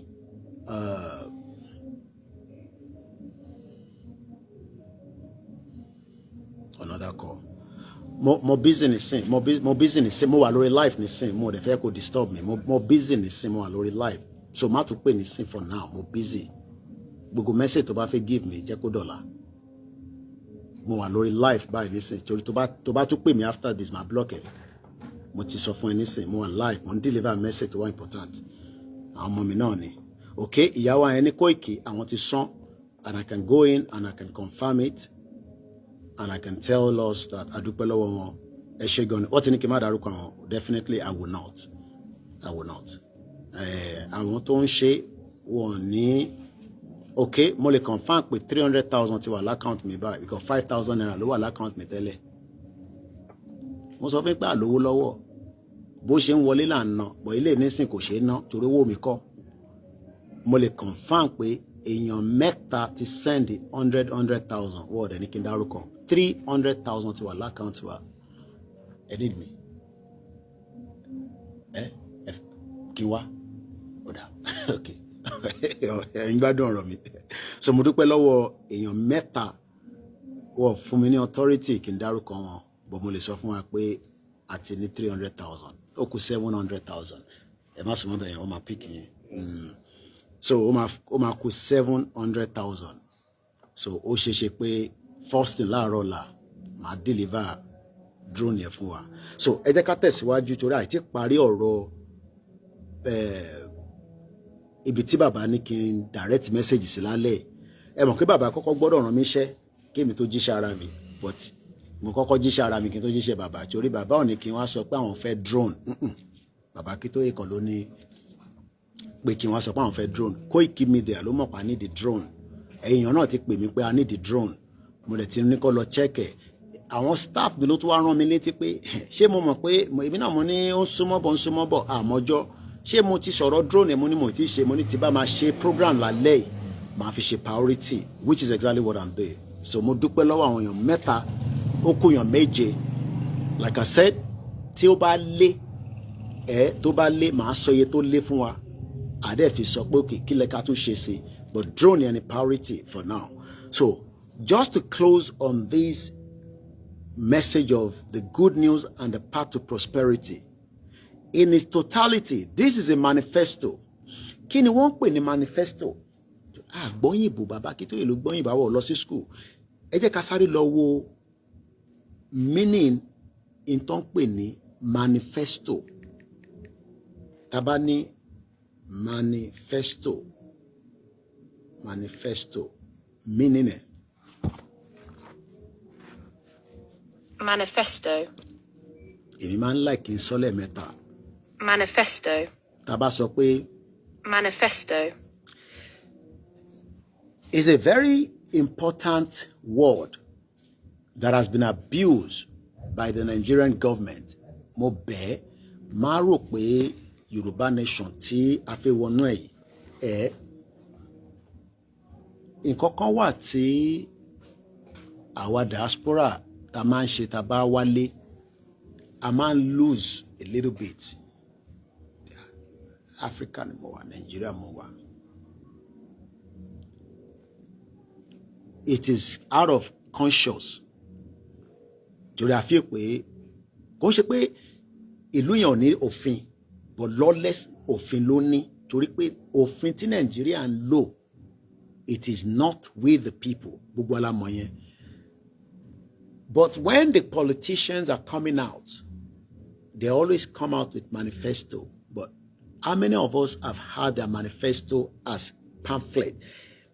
Every reason that saying Kelomu manifesto ìdánisọ́wọ́, because only a lot of job to face it. But in jamo meaning manifesto, ẹ jẹ́ kí mi ṣàlàyé fún yín, so that kí a lè jọ ní understanding ẹ̀, kí a lè jẹ́ more important ẹ̀, in tó ń pè ní manifesto. Mo bẹ̀ wá ẹ bá mi gbọ́ lè share button. Mo bẹ̀ wá torí Ọlọ́run. Let's hear it one more time. Manifesto. Lẹ́ẹ̀kan sí. Manifesto. One more time. Manifesto. A public declaration of policy and aims, especially one issued before an election by a political party or candidate. Now, we are not a political party. We are not contesting for any election in that contraction. Kò sẹ́ni tó lè contest election in Nigeria that can deliver anything. You'll be fooling yourself. The purpose of Nigeria is a fraud. And whatever any manifesto they are presenting itself is a fraud. But somebody might also say, but the Yoruba nation, is a fraud. No, because you have not experienced it yet. What you experienced before was what we know as a regional government, and that was not a fraud. How many people understand that? We inter experience, whether imi, whether àwọn bàbá wa tẹ́lẹ̀ ni àwọn ìyá wa tẹ́lẹ̀ ni, intergbot ni pé inti wo enjoy ti manifesto ẹ sọ pé welfareism, education, industrialization, òun là ń pè ní regional government. After that, kò sí nǹkankan tó ń jẹ́ manifesto nílẹ̀ Yorùbá mọ́ tí wọ́n fi ṣe government for 26 years. So má ti compare pé Yorùbá nation fraud ni, because some of you are using that word, not our tí I agree, that believe in it. But àwọn kan lò ó pé wọ́n fi ń jalè ni, wọ́n fi olè ní ìrọ́lẹ̀ ń pa. But ó ṣe fún wa ní opportunity ká kọ́kọ́ experience ẹ̀ náà kó tó wá condemn ẹ̀. But ìwọ kọ́ la fẹ́ blame. A fẹ́ blame ọba wa tí ó mọ̀ pé manifesto tó ń lò, táwọn olóṣèlú ń lò, kò lè deliver ṣìngbá, kò lè deliver the kind of policy. Ẹ máa gbọ́ tán máa sọ policy, policy. The question is, kí ni policy Tinubu nísìn? I don't want to go into that area now because mo fẹ́ ká lose plot. But when people hear manifesto, and manifesto, a political party. Yoruba nation is not a political party. It is a movement that is moving from stage to stage. Kí la fẹ́ achieve? That is why I keep saying that this should not be a sentimental movement. Ẹ̀gbọ́n mi kan dẹ̀ ń ṣe politics o. Ó dẹ̀ promise mi lówó. Ṣé tá bá wá gba Yorùbá nation yìí nísìnyí àbí tí bá lọ ń ṣe Yorùbá nation? Ṣẹ́gbọ́n, when we remove sentiment, we would achieve this movement that would then come out from movement to become a government. And from a government, we will form a political party. But if we are trying to put ourselves as, àwọn kan ìtí ready, àwọn kan máa ready, tó bá ready yẹn lájọ máa wá fọwọ́ papọ̀, it is a lie. Àfi gba country yìí nìyẹn. That means pé gbogbo wa, èmi ò fẹ́ wà in that bracket. Èmi ò mọ maths dáadáa, but when you start putting equation, gbogbo yín lè lè automatically mọ̀ ní gbogbo ilẹ̀ Yorùbá, ta ló fẹ́ Yorùbá country, ta ló fẹ́. Need láti ṣe máa sọ pé àwọn Yorùbá world media nìkan, I keep saying Yorùbá world media, àwọn tó àjọ ń ṣe Yorùbá nation. Majority of the people at home are still against this Yorùbá nation. Mo dẹ̀ ti fi wọn sí bracket of 25 million. If 30 million can supersede 25 million, then what are we talking about? We forge ahead and we deliver the manifesto for this 25 million and convince them and say, look, and you can hold people accountable based on the manifesto. Tinubu, when you were coming to power in 2023, most of you don't have their manifesto. Èmi gan ní APC manifesto. Àfi tí bá ṣe lọ wá lórí internet. Do you have their manifesto? So how do you want to hold the government accountable and responsible when you don't even have the manifesto? Ẹ má bínú pé mo sọ òyìnbó. Báwo ló ṣe fẹ́ hold them accountable? So the word manifesto is a very important, but the simple word for it is that a written statement declaring publicly the intentions and the motives of the views of his issuer. Ta ló issue manifesto tí mo ń sọ yìí? Professor Adebanji Akintoye. I hope now you want to download it now, because tí máa ní ká download ẹ̀ kí la fi download ẹ̀ fún? Because I might understand background ibi tí mo ń bọ̀ tẹ́lẹ̀. A written statement. The written statement is the good news to path to prosperity. A written statement can be given to even ẹni tó disagree pé wọ́n náà fẹ́ ṣe rally. Mama dáwọn yẹn lóhùn. Àwọn ló fẹ́ ṣe rally. Tí Tinubu bá bá wọn mú, wọ́n ti gbàgbé pé Tinubu kọ́ ló lẹ̀mí ara ẹ̀. Àwọ̀ tí àgbàdúrà ikú fún, but òun kọ́ ló lẹ̀mí ara ẹ̀, òun dẹ̀ kọ́ ló nílẹ̀ Yorùbá. Even gan Tinubu fúnra rẹ̀ gan question mark wà lórí orí ẹ̀, just like Nigeria. But let's leave it like that. So tẹ́ bá sọ fún wa pé ṣé wọ́n ti sọ fún Tinubu? Who the hell is Tinubu tá máa sọ fún? And I say the word, who the hell is he? Tinubu kọ́ ló nílẹ̀ Yorùbá now. Okay, ṣé Tinubu lè capture gbogbo ilẹ̀ Yorùbá? Kò lè capture gbogbo ilẹ̀ Yorùbá, even with the formation of the current security in Nigeria. But I don't want to talk about that.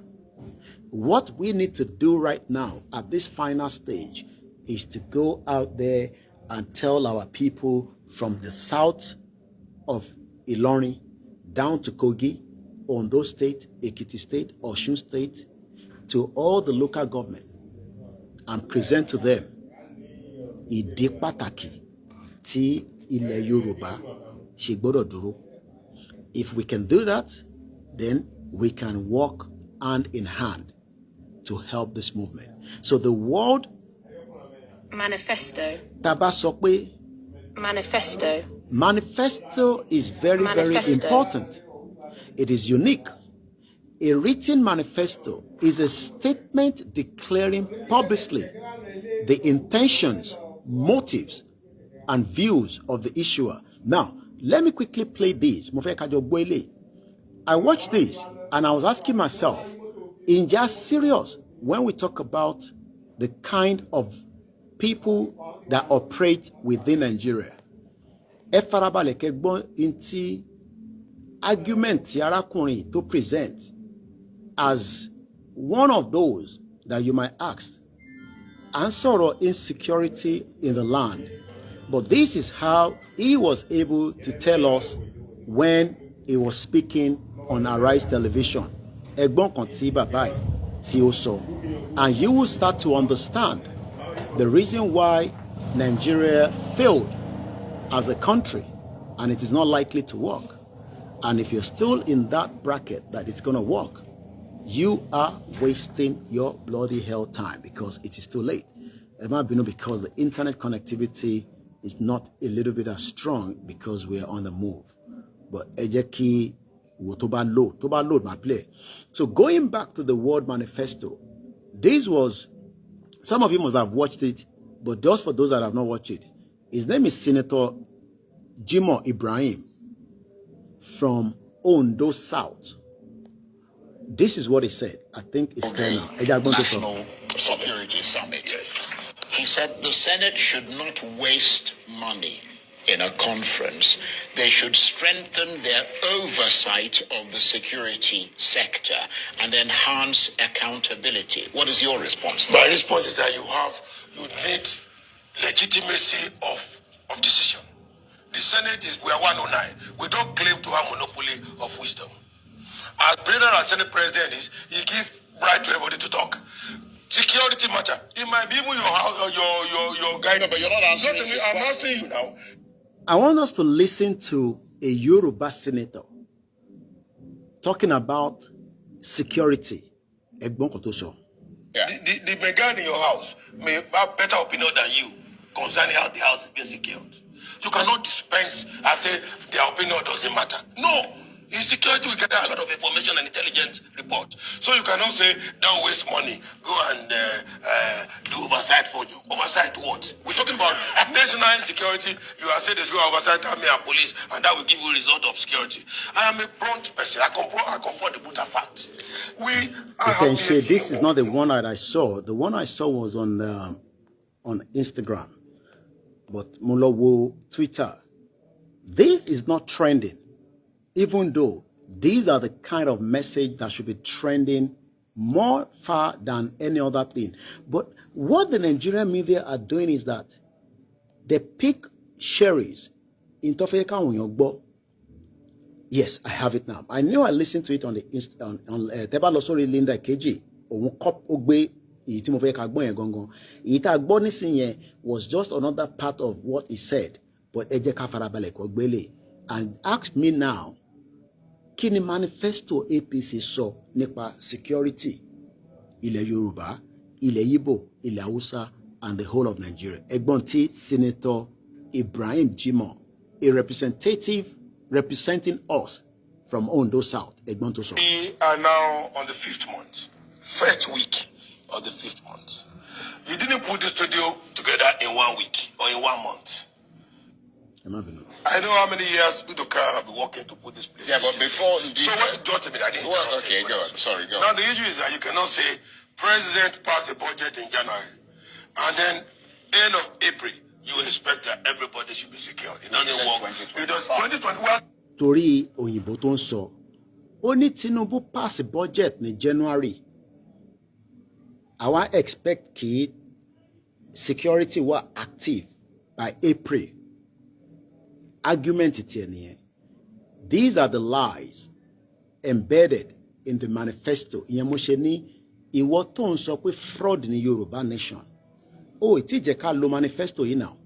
Ìwọ tẹ́ fún wa ní privilege kí bàbá Akíntóyè àtàwọn tọ́jọ́ fẹ́ ṣe àtiwọ́ kí a deliver manifesto yìí for 1 year going to 2 years tí Tinubu náà ti ń ṣe manifesto tiẹ̀ under the government of APC.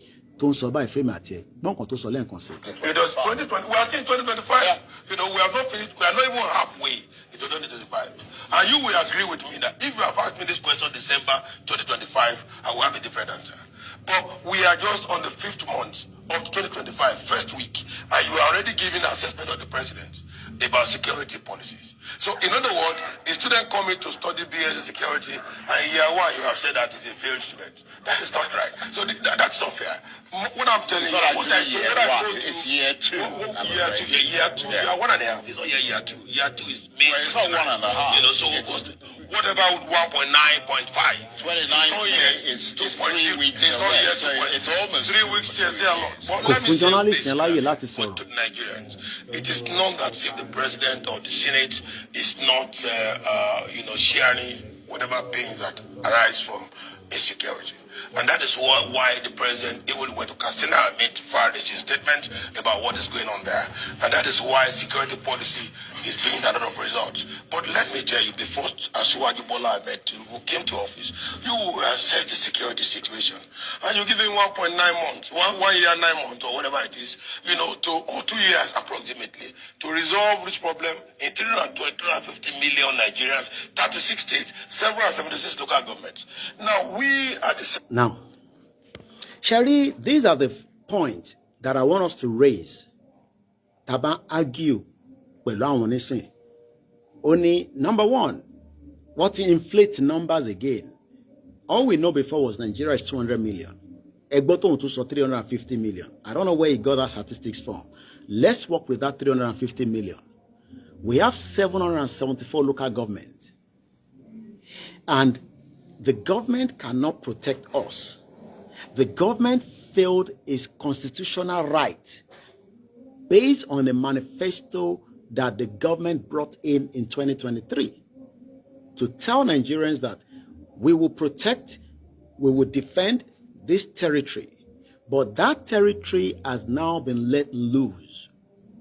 Whether Fulani kidnap you or not, the insecurity has collapsed the Yoruba economy as we know today. The reason why the Yoruba economy is not functioning is part of the insecurity. So it's not about anything lossy family. We're talking about goods that is meant to go from Lagos down all the way down to the other side of Ondo State. Cannot get there as it used to be due to the insecurity. So when Senator Ibrahim Jimoh argue with 2 years is not enough for Tinubu to protect us. Now, it shows that a manifesto that the APC presented was a fraud. So, still ní right láti máa sọ pé Yorùbá nation tí wọ́n gbé dání yẹn pé fraud ni, Yorùbá nation tí wọ́n ṣe yẹn pé kò ní any iota of truth. Because we have not run a government yet, but we are hoping to run a government anytime when the appropriate time. And I'm trying to be very careful with my words because what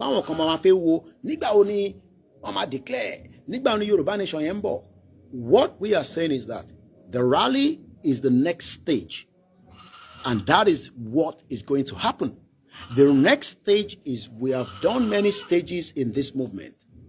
We have done a lot of consultation. Oh boy, any release press statement Yoruba nation. They can't do it because they would automatically be disrespected more in Yoruba land. So Oba ito no bo, because I would tell Baba Akintoye to release the information to the public. Ọba tó ní wọn gbọ́ pé wọ́n ń ṣe Yorùbá nation ẹni Koiki sọ pé kó jáde nínú statement pé èmi o ọba báyìí o gbé Yorùbá nation wá consult me. So it shows that this movement has gone from stages to stages, and the next stage is for us, from the leader, to come out and do what? Defend that movement. So Tiyan Kwabawani òun ò understanding ẹ̀ màá rí wine kìíní lẹ́ẹ̀kan sí without any interruption àti ní idea nǹkan tó ń sọ òun defend the manifesto APC tóun náà jẹ́ member. You know why? Mo lọ ka comment just like you will know òun ní security now. Ẹ sọ fún Senator Ibrahim Jimoh pé bí ilẹ̀ ṣe ṣúná ilẹ̀ tẹ̀tí fújù lálẹ́ yìí kì máa ní kó tẹ́ ẹni tó bá di 5 láàárọ̀ ọ̀la kó gbéra láti Abuja kó máa bọ̀ Londo State kó driver rẹ̀ kó ń ṣe pé kankan máa ṣe bó kókò driver rẹ̀ nìkan kó lè experience in tèmi àti ẹ̀ tá à experience on a daily basis kó ń ṣe gbogbo èèyàn ló ń kidnap náà kóun náà try ẹ̀ bóyá wọ́n máa wá kidnap ẹ̀ láàrin Kogi àbí nínú Ondo níbi tó ti kidnap Ọ̀jájú ni. So these individuals doesn't come home, and when they come home, even if they're going to drive down, they move with multiple security. Why important as that? Because this guy will come to UK like many of them have done in the past. And we do know that when they arrive in the UK or go to America, they don't have any security escort. You know why? Because Iluton Loyen o guarantee life one. Not that we could see problem now on Luyen, but o she fun guarantee pe to ba wole o, to ma fi jade. Ali protect yin, ali defend yin from going into the dangers. But ko mean pe awon Luyen won crime nínú be. But we are talking about the insecurity. So what I'm trying to explain to us, the importance of the document. Because all these politicians continue to defend Nigeria, knowing fully well that Nigeria failed every single one of us. And there's no point if you are still one of those that agree with such a nonsense manifesto that Nigeria will be great. Nigeria failed to be great yesterday. Nigeria, we have raised 500,000. More confirming update because I want to send the more account here to update our money. We have raised 500,000 of the money we are looking for. Again, I have not seen the receipt. I have not known who they are, but definitely I want to bomb. You know yourself. I am doing this for my own self and the future of the Yoruba people and my children. So, Gbogbo Olukaluku wa ló ní different role. Yes, it's not convenient for me. Ìjókòó sínú mosquito, oríṣiríṣi nǹkan láti fi para pé kí mosquito má bàa jẹ mí. It's normal. Kí n tó travel dé mo ti ra gbogbo àwọn nǹkan yẹn wá. But what about those that doesn't have the same as ẹlòmíì ò lè tán coil? Coil lẹ́rìn tó ń lọ ní àtàrọ̀ nísìn. Coil ni. Ẹlòmíì ò lè tán coil because ó ti wà expensive. Coil lè tẹ̀ ń wò yìí. Bó ṣe jẹ́ coil yìí, o lè máa wò pé kí ni mo wọ̀ sọ́wọ́ mosquito ni. In tí mo wọ̀ sọ́wọ́ yìí, UK ni mo ti mú wá. Bí mosquito bá ṣe ń súnmọ́ mi báyìí tó bá ń gbọ̀rùn á máa sá. How many of our people can? This is why we are saying that we have the privilege. I can live in Africa for many months and I will made lo anti-malaria. Made pada. Kò mí pé mosquito ò ní jẹ mí. But the chances pé kí mosquito tó jẹ mí, wo, èyí tí mo ti fi nu ara òun lélẹ̀. Mo kàn túmọ̀ ọmọ gbèsè gbẹ mi ni. Mosquito. Àwọn òyìnbó ti sorry, when we are sitting here táwọn sọ fẹ́yìn kan pé life táwa ń gbé lọ́hùn a lè come lower to your life kò possible because many people are being bitten by mosquito. Ó dẹ̀ ń pààyàn, malaria ń pààyàn tó o bá tètè treat ẹ̀. Why am I saying all this? Àwọn tó ti stage débi pé eléyìí nísìnyí akọ̀ fi inú ẹsẹ̀ mi. You know, he thought he spray similar because I said I want to sit outside. Ohun mi kì í jókòó síta ni. Eléyìí tí mo wọ̀ nísìn, òórùn tó ń jáde lára ẹ̀. Bí mosquito náà dà kó dúró sẹ́gbẹ̀ẹ́ mi. It is àwọn tó mọ̀ tí mò ń sọ yìí, àwọn tó wọ́n tà kò ń ṣe tó wọ́n. Tẹ́ bá lọ sí pound shop. But £1 lénìí is about 2,000 plus. That 2,000 ẹlòmíì ò tí ì rí fi jẹun. Bó dẹ̀ ṣe wà nísìn lẹ́yìn pé kí n lò tí bá ti lò tán tí bá ti wọlé nísìn wá tún yọ ọba mi pack away. How many people can have this kind of this? So when we are talking about a government that wants to work, manifesto let him marry. Don't let anybody fool you. Níbi tá dé lórí ìrìn àjò yìí. Mo rántí ilé tí mo rà bọ̀ inú pound shop ni mo ti rà. Kódà ojú mi kọ̀ gan ní ẹni at the last minute. Mo ra spray. Mo lè fi wọ̀n, mo lè ní kọ́ mo wá kó rí. Why am I saying this? It's not just to sit here and say, boy, no. Kí n wá kí mosquito wá jẹ mi torí pé mosquito ń jẹ wọ̀. No, ìwọ ni mosquito fi jẹ. Ta dẹ̀ sọ pé a fi stop kí mosquito má bàa jẹ mọ́.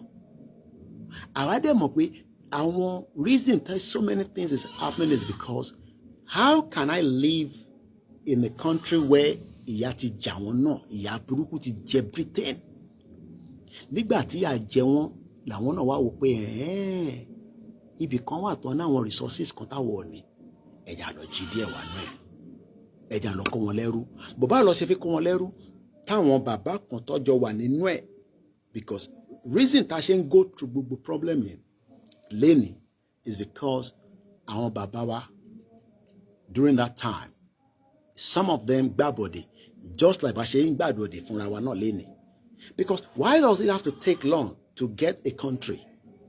It's because we are facing many people that doesn't want to accept the truth. And if people doesn't want to accept the truth, there will be confrontation. And we are trying everything to make sure that there's no confrontation. But àwọn kan tí wá wà àárín wa tó ń pè ní Fúlàní, they are ready to fight.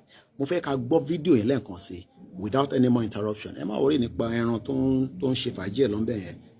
Lẹ́ẹ̀kan sí, we started this broadcast with only a 5,000 naira in my account. I can confirm as at now, with the broadcast just under 1 hour 20 minutes, 500,000 have been raised. Ọlọ́run jẹ́ kémi wá jáde kí wọ́n máa sọ fún yín pé a fẹ́ raise owó fún yàn kan tó sick. No, not that we can't raise money for somebody that is sick. But how many people do I want to be raising money for? I need a government that is working as quickly as possible. It is possible, it is doable. Ẹ̀yin tí ẹ̀ ń wá against it, ẹ jẹ́ mẹ̀kúnnù. This is the time that you will need to rise up. Mosquito ò lè jẹ mí níbi tí mo jókòó. Sórí gbogbo environment mo wà báyìí, mo ti secure pa. Wọ́n kọ́ máa lọ round ni, wọ́n ò lè dé bí báyìí.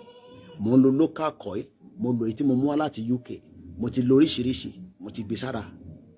Tó bá dẹ̀ tó wá padà tẹ̀ jẹ mí, màá tún lówó ra oògùn.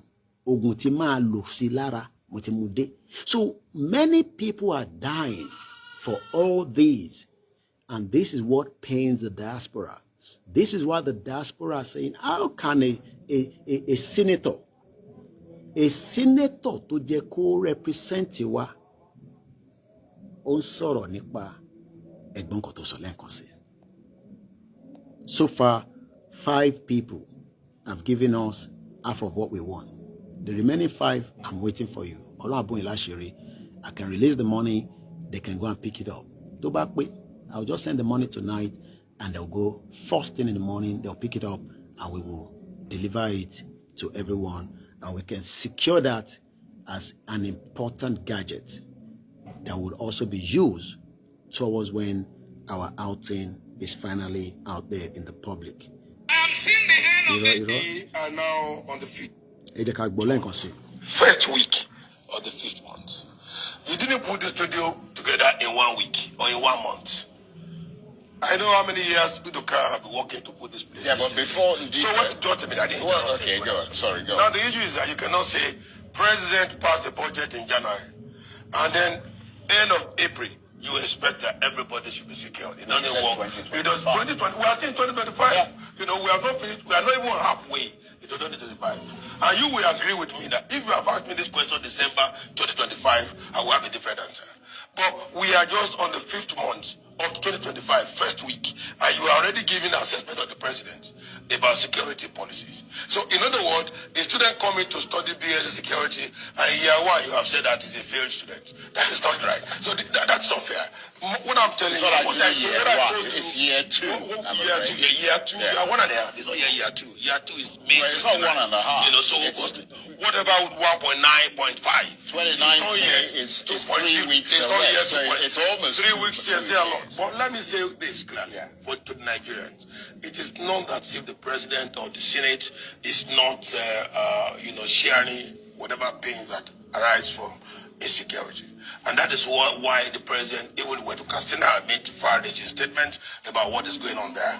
And that is why security policy is bringing a lot of results. But let me tell you, before Asiwaju Bola Ahmed who came to office, you assessed the security situation. And you're giving 1.9 months, 1 year, 9 months, or whatever it is, or 2 years approximately, to resolve this problem in 350 million Nigerians, 36 states, 776 local governments. Now, we are the Senate, and under the leadership of the Senate President, we are trying to say, let's help. Let's help. Well, so just a minute. Yeah. Let's help to make sure that we discuss all these. Let Nigerians gather and discuss all of this. Yeah. So that everybody will bring their own solution. Again, as Bola Ahmed Tinubu is chief security officer, but you are also security officer to yourself. Yeah. So we want to create that mentality that you also hold Nigeria responsibility, you know, of your... Mo kàn fẹ́ brief yín sílẹ̀. They always go back to London. Temitiwa is going to talk about London now. I'm just briefing you. Tó bá sọ̀rọ̀ London tó, màá wá bí ní àwọn question kan. If that can be relevant in the current structure of Nigeria, tí mo wo gbogbo neighbors wa nísìn, tá bá máa sọ pé Ọlọ́run má jẹ́ ká jẹ́ olówó kan láàrin olóṣì. Ẹ̀gbọ́n kan tó sọ nípa London. Own security. Right. Well, you cannot be having... You've made that point. Can I come in here? Not a minute. So I will add up at that point. Right. You cannot have the studio and not have cameras, which the police can come tomorrow and extract information from. You do know in England, ordinary shops have TVC cameras where police go there and random to extract information. All these things have to be collected and centralized. Now, it's good. I can have CCTV right here. Koda, the technology says I can control it. Iná ẹ̀ ti kú, ó ti gbìyànjú, ó ti try, ó ti try tiẹ̀. These are what you need to understand. After, okay, ó dà pé ó ṣe ní life there. Ẹ má bínú ẹ̀yin yẹn wá. When we're out in the dark, you must think about how you want to be in the light. Now, it's talking about CCTV. Oh yes, CCTV is good. CCTV is fantastic. But can you have a CCTV when you don't have 24 hours electricity supply? Stable. I've been few places. I cannot imagine how many times I'm sitting down and the light keeps tripping off every minute, tripping off. Yes, some have stabilizer, but these have destroyed freezers, fridge, everything in the house. The question is, why are these politicians giving UK as a template where 24 hours, I can monitor if that setup is there, whatever is happening within my surroundings at home, on the phone. But I will have electricity that is working. Just to buttress and bring it back to our manifesto. Nígbà tí màá yín sọ̀rọ̀, mo fẹ́ kí mo remind wa nípa ẹ ṣé gan lẹ́ẹ̀kan sí o gbogbo ẹ̀yin tí ẹ ti dá sí. From UK, mo ní dárúkọ yín, ẹ wà lára àwọn tí ó send owó sí wa. Mo ti rí receipt yín, ẹ ṣé gan ni àmọ́ lórí. Wọ́n ní for the drone, please don't mention my name. Àti rí 500,000. 2 people have communicated. Tí bá mọ̀ yín mẹ́ta tó kù, it will be very nice. 1, 2, èèyàn márùn ṣá ló ti, okay, èèyàn mẹ́ta ni mo ti rí receipt wọn. Ẹ̀gbọ́n mi, mo lè dárúkọ àwọn Tony Ages, you know, he might not want me to mention, but èèyàn wa ni, he's in Belgium. He has also sent 100,000. He gave me money when I was coming, you know, mo dúpẹ́ lọ́wọ́ yín, mo mọ̀ lóore, and we are very grateful. Àwọn méjì tó kù ní Koiki, don't mention my name, leave it like that. So mo dúpẹ́ lọ́wọ́ ẹ̀gbọ́n mi yẹn, he has sent his own, and we are very grateful once again. Now, let's remind us about this particular clip. No, not this. I take by the program. Mo fẹ́ ká jọ gbọ́ inti bàbá yìí sọ. Ká wá fi compare inti Senator Ibrahim Jimoh sọ. Ká jọ gbé yẹ̀wò. Back to our father's land. Jẹ́ ọmọ Yorùbá. The Yoruba indigene. Mo fẹ́ bá yín sọ̀rọ̀. I want to talk to you all. Mo ti fẹ́ kẹ́ gbọ́ ọ̀rọ̀ tí ń bá yín sọ̀rọ̀. And I want you to listen and accept what I'm about to say. Mo náà ti bà abúlé yín, wọ́n ti gbà tán. I said they are already usurping you from your villages all over. Ẹ̀yin tẹ́ ń béèrè pé is it the same account? Yes, ẹ ṣé gan ni. Ẹni tó ń béèrè pé Koiki ẹ̀ sí lórí Mixlr. Koikimedia is on the move right now. Mo ti sọ fún wa ní London. I will not have the privilege to have all the setup. I'm sure you should understand. Then you go back there and read me by but it is just something that we love to do. Especially, it's a very important time that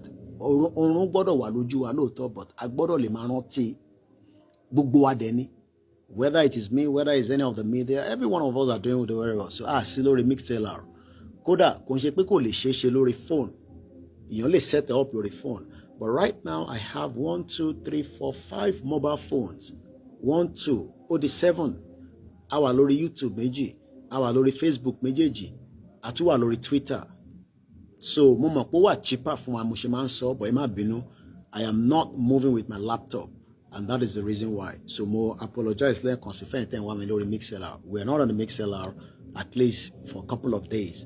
Tí bá ti padà sórí Mixlr, ẹ̀yin wá ti mọ̀ pé a ti wà lórí Mixlr. We are still on the move. So Benny, they are even planning on increasing the electricity fee. Ẹ ṣé gan ni Presido. Ẹ má bínú, I've not been able to wọ́n ní kí n arrest Dino. Ibo ni mo mọ̀ tí Dino wà. Dino ń jayé arí ẹ̀ ní, is one of the senators that I would say is smart. From what I heard, he invested a lot of his money not in Dubai alone, but he invested his money in not just properties. From what I heard, I don't know how true it is. I think he has a share in one of the McDonald's somewhere around the world. And if you are a senator, Tongba, even 15 million every month, Pelu constituency project, all you need to do is just take one of the constituency project, convert it to dollar, and pump the money somewhere. Toba invest $1 million, Sibi Konlale. I can assure you that your returns will be very great. So from what we heard, just like any other senator, we saw Ike Kirimad won only 40 houses. Right now he's in the prison, and I hope by the time he comes out, the country would have completely wind down. But the country is not going to wind down if we do not all make the push. And that is going to be where I'll be landing. We are almost 2 hours, and I don't want to push too much. I want to keep it as 2 hours. So I'm going to wind down, but because I want to make it just under 2 hours. But right now, it's over 1 hour, 38 minutes. Mo kí gbogbo ẹ̀yin àtẹ wà lórí ìjókòó. Mo kí ẹ̀yin ọ̀jọ̀gbọ́n. Ẹ̀yin tí ẹ ti wá ń wò pé, okay, tó bá possible, tá bá máa ṣe kíní. What is the system? What is on ground?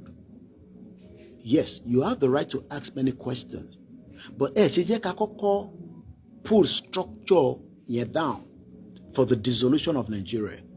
Èmi àtẹ̀yin àti gbogbo wa, àwa jọ jókòó, àwa bẹ̀rẹ̀ sí ń wo, okay, eléyìí tí bàbá Akíntóyè kọ ní manifesto yìí, bí ànígbà eléyìí o, then it becomes the people and the government. But right now, you are criticizing something when we should first make the war. Wọ́n ní ògiri Jericho, owó. Ògiri Jericho tó wó yẹn kò ń ṣe pọ́kọ̀ wó, àwọn èèyàn ló gbìyànjú lójoojúmọ́ ló ń gbá wọ́n dẹ̀ ní alágbẹ̀dẹ tó ẹ mọ̀ pé mi ò mọ̀ wípa alágbẹ̀dẹ tó ń ṣe kinní kan tó ń gbábẹ̀ yẹn lójoojúmọ́ tó bá dé stage kan kinní yẹn máa jáde. What many of you have done is just to criticize, put the structure down one way or the other. It is understandable. Kò ń ṣe pé púpọ̀ àwọn èèyàn tó ń criticize ẹ̀ kò ń ṣe pé wọ́n like Tinubu. Tàbá gba Yorùbá nation ṣé kò ní wá di pé olúkálùkù máa di I heard about this about 2021. I think I've talked about it in the past. Warlord. Some people are concerned.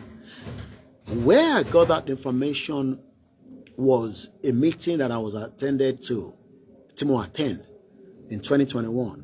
It was online. It was set up by some group of people. It was between certain group of people outside the country, and we were given a few minutes to speak. And they were concerned that the country, but the reason why they're saying that is because interest is one I want you to know, because most people want their own interest. If my interest and your interest is speaking Yoruba Kodaduro, whether you are liberal, you are conservative, Aniki Yoruba Daduro, we can then come together. conservative àti labour wọ́n bára wọn jà náà nínú house. They sit down, they talk. So why can't we first say, for Nigeria more? You want a Nigeria that is not going to give us the future, even though you are not part of the government, whether mechanic in any or lotani. But the other reason is because the fear. Koiki,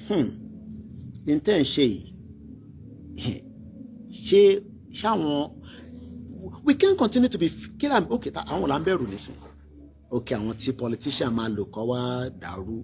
They are Yoruba people. Maybe we just need to talk to them. Yes, gangster, but we can talk to them. They are humans. They are people like us. That was someone Yoruba to jẹ́ Fulani. Ẹ ṣá rí fídíò ọmọ Fulani tó ń sọ Yorùbá burúkú tó náà ń gbé ní Ìlọrin. Gbogbo ala rí fídíò yẹn. Tó náà ní Káyọ̀dé nínú orúkọ òun. We're not talking about those kind of people. We're talking about ẹni tó ń gbé ní Òṣòdì, ọmọ Yorùbá nínà. Ẹni tó ń gbé lójú Ẹlẹ́gbà tó jẹ́ ọmọ Yorùbá kò gbọ́dọ̀ tako Yorùbá country pé a fẹ́. But all these governors' agenda is that àwọn ò lè endorse ẹ̀, wọ́n ò lè support ẹ̀ because àwọn ṣì ń dúró kí Tinubu wá pàṣẹ. Tinubu dẹ̀ kọ́ ló máa wá pàṣẹ pé kí Yorùbá dúró. He can do it, but he doesn't want to do it. He's going to sell us back to the north or return us back to the proxies. Don't pè ní Britain, France. So ẹ jẹ́ ká gbọ́ eléyìí ká tó bẹ̀rẹ̀ sí wind down kí n tó wá dúpẹ́ lọ́wọ́ gbogbo yín lẹ́ẹ̀kan sí. Like I said, the purpose of the broadcast tonight was two things. We have been able to achieve at least one, which is the manifesto, and two, which is the donation towards the drone. We've raised $500,000. Some of you might be saying, wow, it's a lot of money, yeah. But it is still more like almost 1% to the kind of the structure of money that is needed for this kind of movement. And that is why I said, let's come out and support, fund it, so that we can be able to deliver. The structure is there to complete this job. I can tell us that because I am behind the scene. But we still need everybody to come together and realize that there is only one country that can work now. Nigeria to fail. Stop thinking that there is a future, there is a hope. Put your sentiment aside now and allow the dissolution of Nigeria. Your sentiment, the dissolution of Nigeria will happen. The Yoruba indigene. I want to talk to you all. And I want you to listen and accept what I'm about to say. I said they are already usurping you from your villages all over Yoruba State. In Ogun State, Osun State, Ondo State, Anambra State, even Anambra State, even the Igbo lands as well. People are already entering those places and they're already overtaking you people in your various states. What we are saying right now, this is not about religion. Whether you're a Christian or you're a Muslim, and we are Yoruba traditional worshippers, this is time we must band together to fight for our fathers so that they don't overtake us in it. Don't let them use religion to take over our land. All those villages they've taken over in Ondo State, when they wanted to kill, they killed Christian and Muslim alike. They are fighting for the land, they are not fighting for religion. They are just coming through the lens of religion. But I'm telling you all Yoruba, please be prepared. Nigerians at large, please be well prepared so that they don't take you away from. Because of the time. Now, let's come back. Moshe program Connie Ijo Monday. I'm not satisfied because I've not been able to deliver it very well. Moshe Fetushe. I will continue to say those of us that are still saying Shirali Lafe Figba country. I've come out now to prove again because Shirali. In every building, there are stages. to deliver the house. Àìmọye fence tọkọ káàkiri gbogbo ilẹ̀ Yorùbá lẹ́nìí. Igbó ló wà nínú ẹ̀, ẹlòmíì kan dáko kéékèèké wọ́n lè parí ilé tó wà níbẹ̀ wọ́n kọ̀ ra lẹ̀ yẹn ni. Tó bá fi kọ báyìí àwọn ọmọ onílẹ̀ máa dé tó bá dẹ̀ ti mọ̀yàn you will struggle. But ẹni tó bá lè kọ́ fence tó kọ́lé tó ṣe náà sí tí security wà already láti fi gbé níbẹ̀ nìyẹn. Stop saying that ṣé rally la fi gba Yorùbá nation. It is one out of the many stages in any movement. We are not protesting. We are coming out for a rally, and that rally is one out of many things that can lead out us to a country. Now, níjọ́ Monday mo wá sọ fún yín pé the most important country to dì wá mú, to bind wa together is Britain.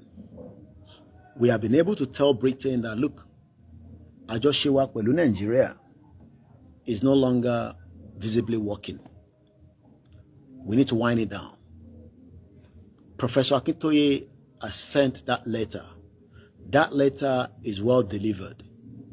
I don't know the content. Nobody knows the content. But the content of that letter, from what we are hearing, is that lórí Yorùbá náà ni. Kí ni Yorùbá dẹ̀ ń béèrè fún? Do we want to remain in one Nigeria? No. We want to exit Nigeria. And our exit out of Nigeria must no longer be delayed, because delay can be dangerous. For every day we failed to come out and let people know that the delay is dangerous, then we have also failed. Why is it delay is dangerous? The current political status of Nigeria has collapsed. No matter what structure that they have before in the last 26 years, Tinubu ti lọ penetrate AD pẹ̀lú àwọn Fulani tó fi gbé Buhari wọlé because of his own agenda. That agenda of that has brought in terror onto Yoruba land, and it has destroyed everything that we know or we've heard of before. If your politicians are saying that, oh, we will work towards a country that will work, you ask them what country. What we are saying is there is a little more time for dialogue. No matter how terrible you might see me from your own perspective, there is still room for dialogue. But one thing is, my opinion and the opinion of millions of Yoruba people, tí bàbá ìbá ti pè fún rally, tàbá ti jáde, no other dialogue than the dissolution and the Yoruba people to become a full independent country, even if it's going to take us months to get it out of the structure to Britain build. There are many ways to destroy a foundation. Many ways.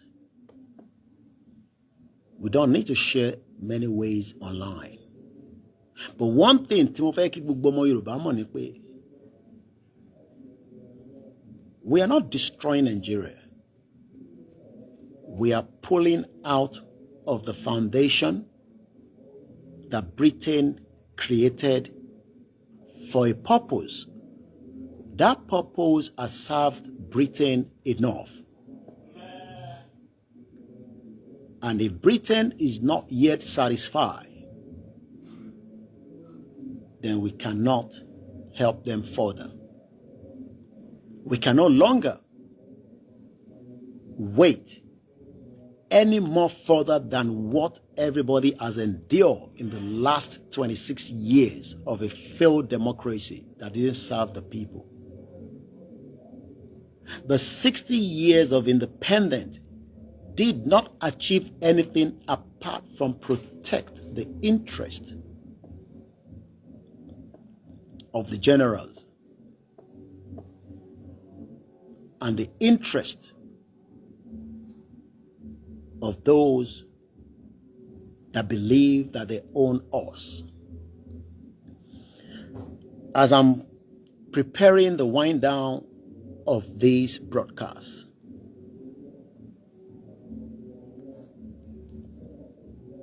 we will not listen to anybody until our quests are met.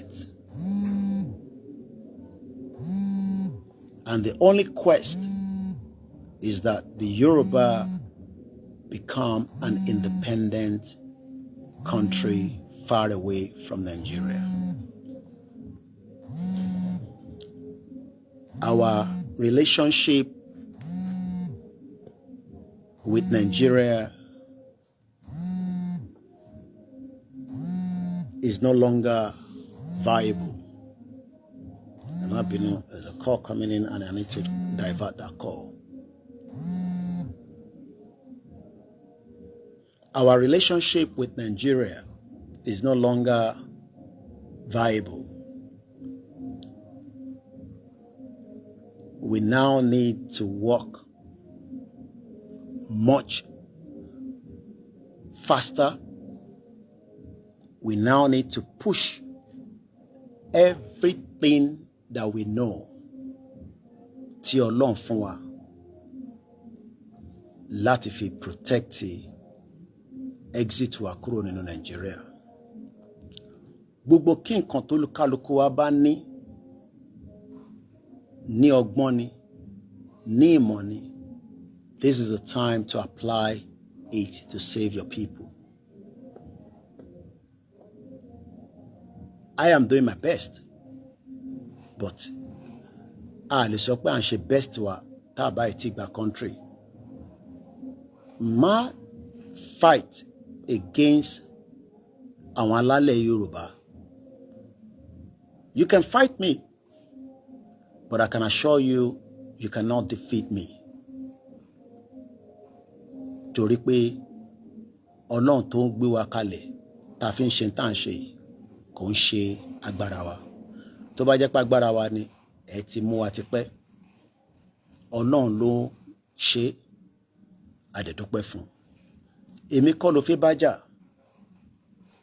You are fighting millions of Yoruba people that are saying they've had enough. A Yoruba nation in our lifetime is now do or die. Yeah. Bagba. Nigeria must not exist. So it's either you allow us to achieve it without any confrontation,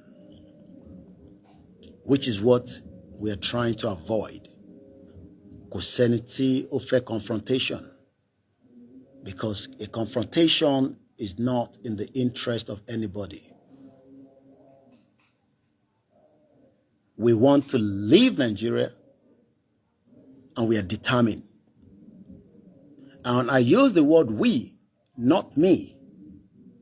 I am just one out of millions of Yoruba people tó wà nílé àti tó wà níta. Mo ń bẹ̀ yín olóṣèlú lẹ́ẹ̀kan sí. I know a lot of my people doesn't want me to. I'm begging you. Yoruba sọ pé àwọn ṣe Nigeria mọ́. This is not 1993. This is not Wete. This is not a joke. Intan Sheyonshe movie is not scripted. I don't have any script or any producer.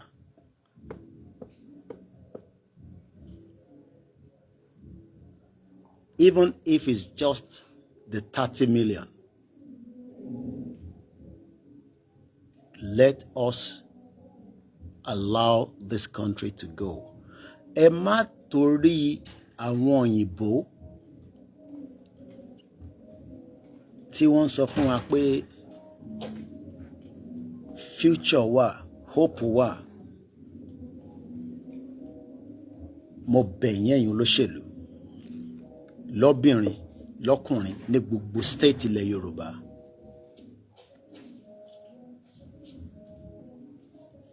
Ẹ lè defeat wa,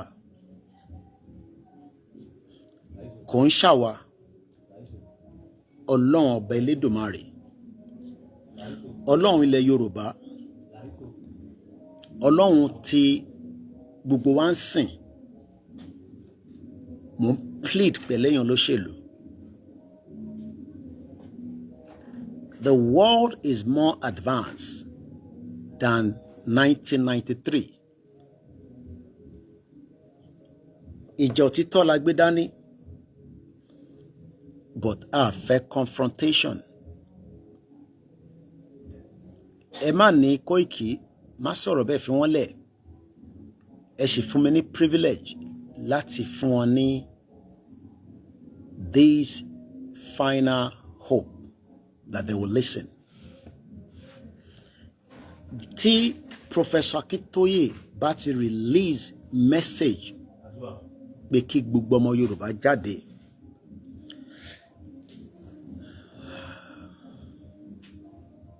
that means the end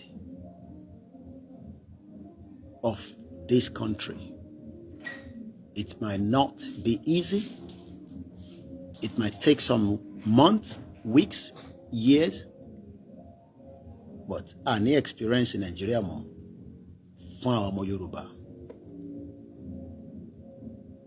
Ẹni tó bá mọ olóṣèlú tẹ́ súnmọ́ wọn, ẹni àwọn ọmọ Yorùbá ránṣẹ́ sí wọn pé a ṣeré pẹ̀lú ntagbedani in the last 5 years pẹ̀lú leader wa Professor Adebanji Akintoye. We love them even though àmọ́ pa wọn nífẹ̀ẹ́ wa.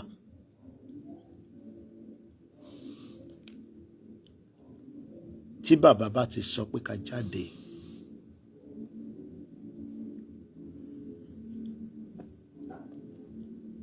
I will leave the rest. From me, OLAYOMI KOIKI, níjọ́ tí bàbá yẹn bá ti ní ká jáde,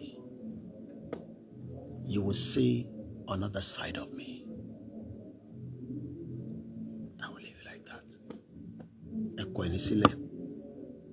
With my media, ẹ rí another side. Ẹ jẹ́ kí n ṣe fi yẹn sínú kúlà. Ẹ̀yin tẹ́ wà nílé, I know how tough it has been. I've seen it all. I've been around for a few days now. I've seen everything. Mo lè má rí gbogbo ẹ̀. Mo lè má lè cover gbogbo ẹ̀. But I've seen how the destruction is real. And we are in this together. Mo dúpẹ́ f'Ọlọ́run, mo dúpẹ́ fún ìyá tó bí mi pé mo lò 27 years in the UK. I tried. Home is here for me now. And I don't mix my word.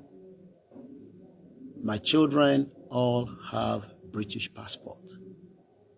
They can travel for visit to Yoruba land or to meet up with me.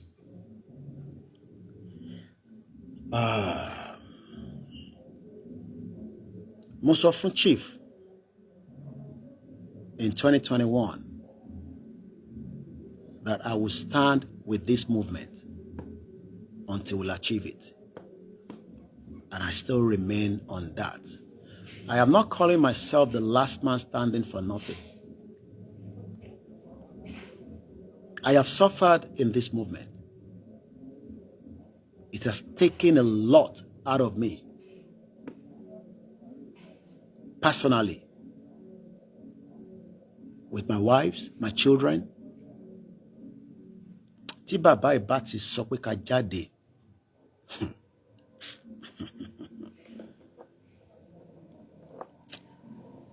Prof gan ni wọ́n ní tí wàá sọ fún mi pé ká dúró.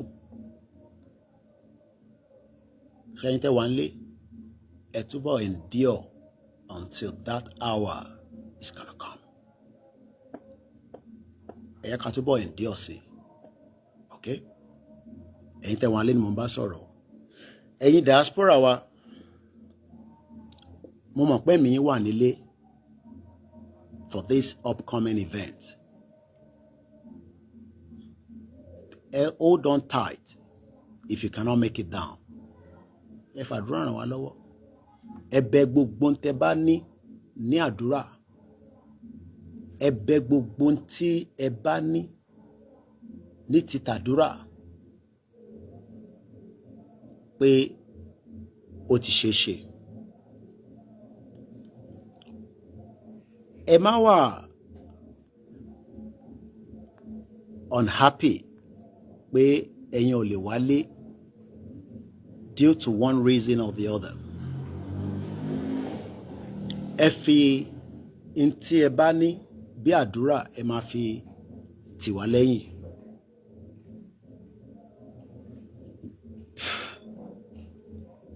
Mo kí àtòbí mi lọ́mọ, mo kí gbogbo èèyàn wa. Let me leave it like that. It's late now. I need to go to bed.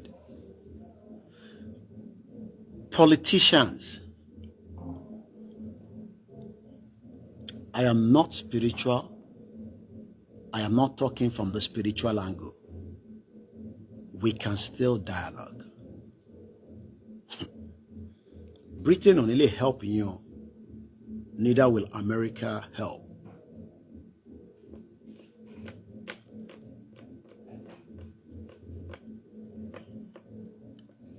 Ẹ má da ogun sílẹ̀ Yorùbá o, ẹ̀yin olóṣèlú. Ẹ má da ogun sílẹ̀ Yorùbá. We're telling you now. Every one of you will be held accountable. Ẹ ní lè sálọ o. Ẹ ní lè sálọ. Èyí tó bá dé àsálọ, àfi kó ya kó gbogbo family ẹ pátá. Má fi family ẹ kankan sílẹ̀ o. Èyí tó bá ti ń sálọ yẹn, na fẹ́ ṣe nǹkan kan fún ẹ o. But tó bá ti ń sálọ yẹn, ṣáà make sure pé gbogbo ìran ẹ pátá kẹjọ máa sálọ. Ìwọ nìkan má dá sálọ o. Sórí bí àwa náà ṣe sálọ, sórí pa lè kó gbogbo family wa wọ̀ fún wọn ní visa. Wọ̀ fún wọn visa. Wọ̀ fún wọn ní visa. Family mi ojú every year ni mo apply pé kó fún wọn ní visa. Wọ́n bounce wọn. Kò dẹ̀ convenient fẹ́mi kémi máa wálé ní every year. Torí mo máa ṣiṣẹ́ send owó sí wọn. Ẹ̀yin ọmọ Yorùbá, ẹ sọ fáwọn olóṣèlú yẹn. Tí bàbá bá ti lè ní ká jáde, kò sí dialogue láàrin àwa àti wọn mọ́. Tẹ́ need láti bá wọn sọ̀rọ̀ mọ́. Ẹ jẹ́ ká filẹ̀ bẹ́ẹ̀. Torí pé ẹ̀yin àgbàlagbà náà lè máa ń sọ pé Koiki ó ti lè sọ̀rọ̀ jù ẹlẹ́nu já wáyà nìyẹn. Ìwọ ìfìdí tó kù lẹ̀. A máa ṣe M1 fún gbogbo yín. M1 làjọ máa bọ́ sórí ẹ̀. Máa bèrè M1. Ó wà ní London. Mọ́tòwé ló ń pè bẹ̀. Fèrè tí wọ́n bá ti wọrí ẹ̀, wà á máa lọ títí ní ó lè gbé dé Manchester. So mo kí gbogbo ọmọ Yorùbá jẹ́ kí n máa lọ kí gbogbo èéfín tèmi náà fin ó ní time. Gbogbo nǹkan náà ló ní time. Tí bá pẹ́ sí mosquito á máa jẹ mí. So for now, àwọn tí èmi ti ń sọ pé kí n wind down, kí n wọlé kí n wá sùn. Ẹ má bínú pé mo lè máa wo comment mi ka gbogbo comment yẹn. Yìí tí bá parí program, máa padà wá kà. Mo kí gbogbo yín lẹ́ẹ̀kan sí. Mo kí gbogbo yín medias wa, mo rí brother mi, mo kí ẹ nílùú Ìbàdàn. Má jẹ́ ń dárúkọ ẹ, torí wá ní ṣó ti jẹ́wọ́ nìkan ni mo fẹ́ dárúkọ láàrin gbogbo àwa táwa bíbá. Ẹ jẹ́ kí n wo balance wa ká tó máa lọ sùn. Tílẹ̀ bá mọ́, like I said, aago mọ́kànlá ti lò, no, 2300 hours, because 24 hours clock ni mò ń lò bẹ́ẹ̀ tó ṣe wà ní London. Just one more update lórí iye tá a ti gbà, so that ká tó lọ. Ó sì dúró lórí 500,000. Èmi náà ní 5,000 kan níbẹ̀. So mo kí gbogbo lẹ́ẹ̀kan sí. Mo kí gbogbo ẹ̀yin tí ẹ̀yin 5 people. Ẹ̀yin tó kù kò ṣe pé ẹ fẹ́ ṣe bùkátà pọ̀, we understand. Bá dúpẹ́ lọ́wọ́ yín, ẹ máa fàdúrà ràn wá lọ́wọ́. Gbogbo tólúkálukú bá mọ̀ ní stage tàdé ẹ sà. We are coming out for the rally. Ẹ rí pé mo rẹ́rìn. We are coming out. we're just waiting. Push Baba. Àwa kàn dúró ní báyìí kí Baba dẹ̀ dá wa lóhùn. That's all. Oran Yola máa sùn. Màá sọ fún ìyàwó mi what I dreamt of overnight. Mọ́jú èní. Bí òun á lè ní understanding it. And if it's something I can share online tomorrow, I will share. If otherwise, tabaniko necessary, I will leave it to myself. Okay? I'll leave it to myself. Good night. This is Koikimedia bringing the world closer to your doorstep. Oran Yola Masun. Efokobale. Last man standing. Ilẹ̀ Yorùbá dùn gan. Ẹbí ṣe yan ra sílẹ̀. Ó dàárọ̀.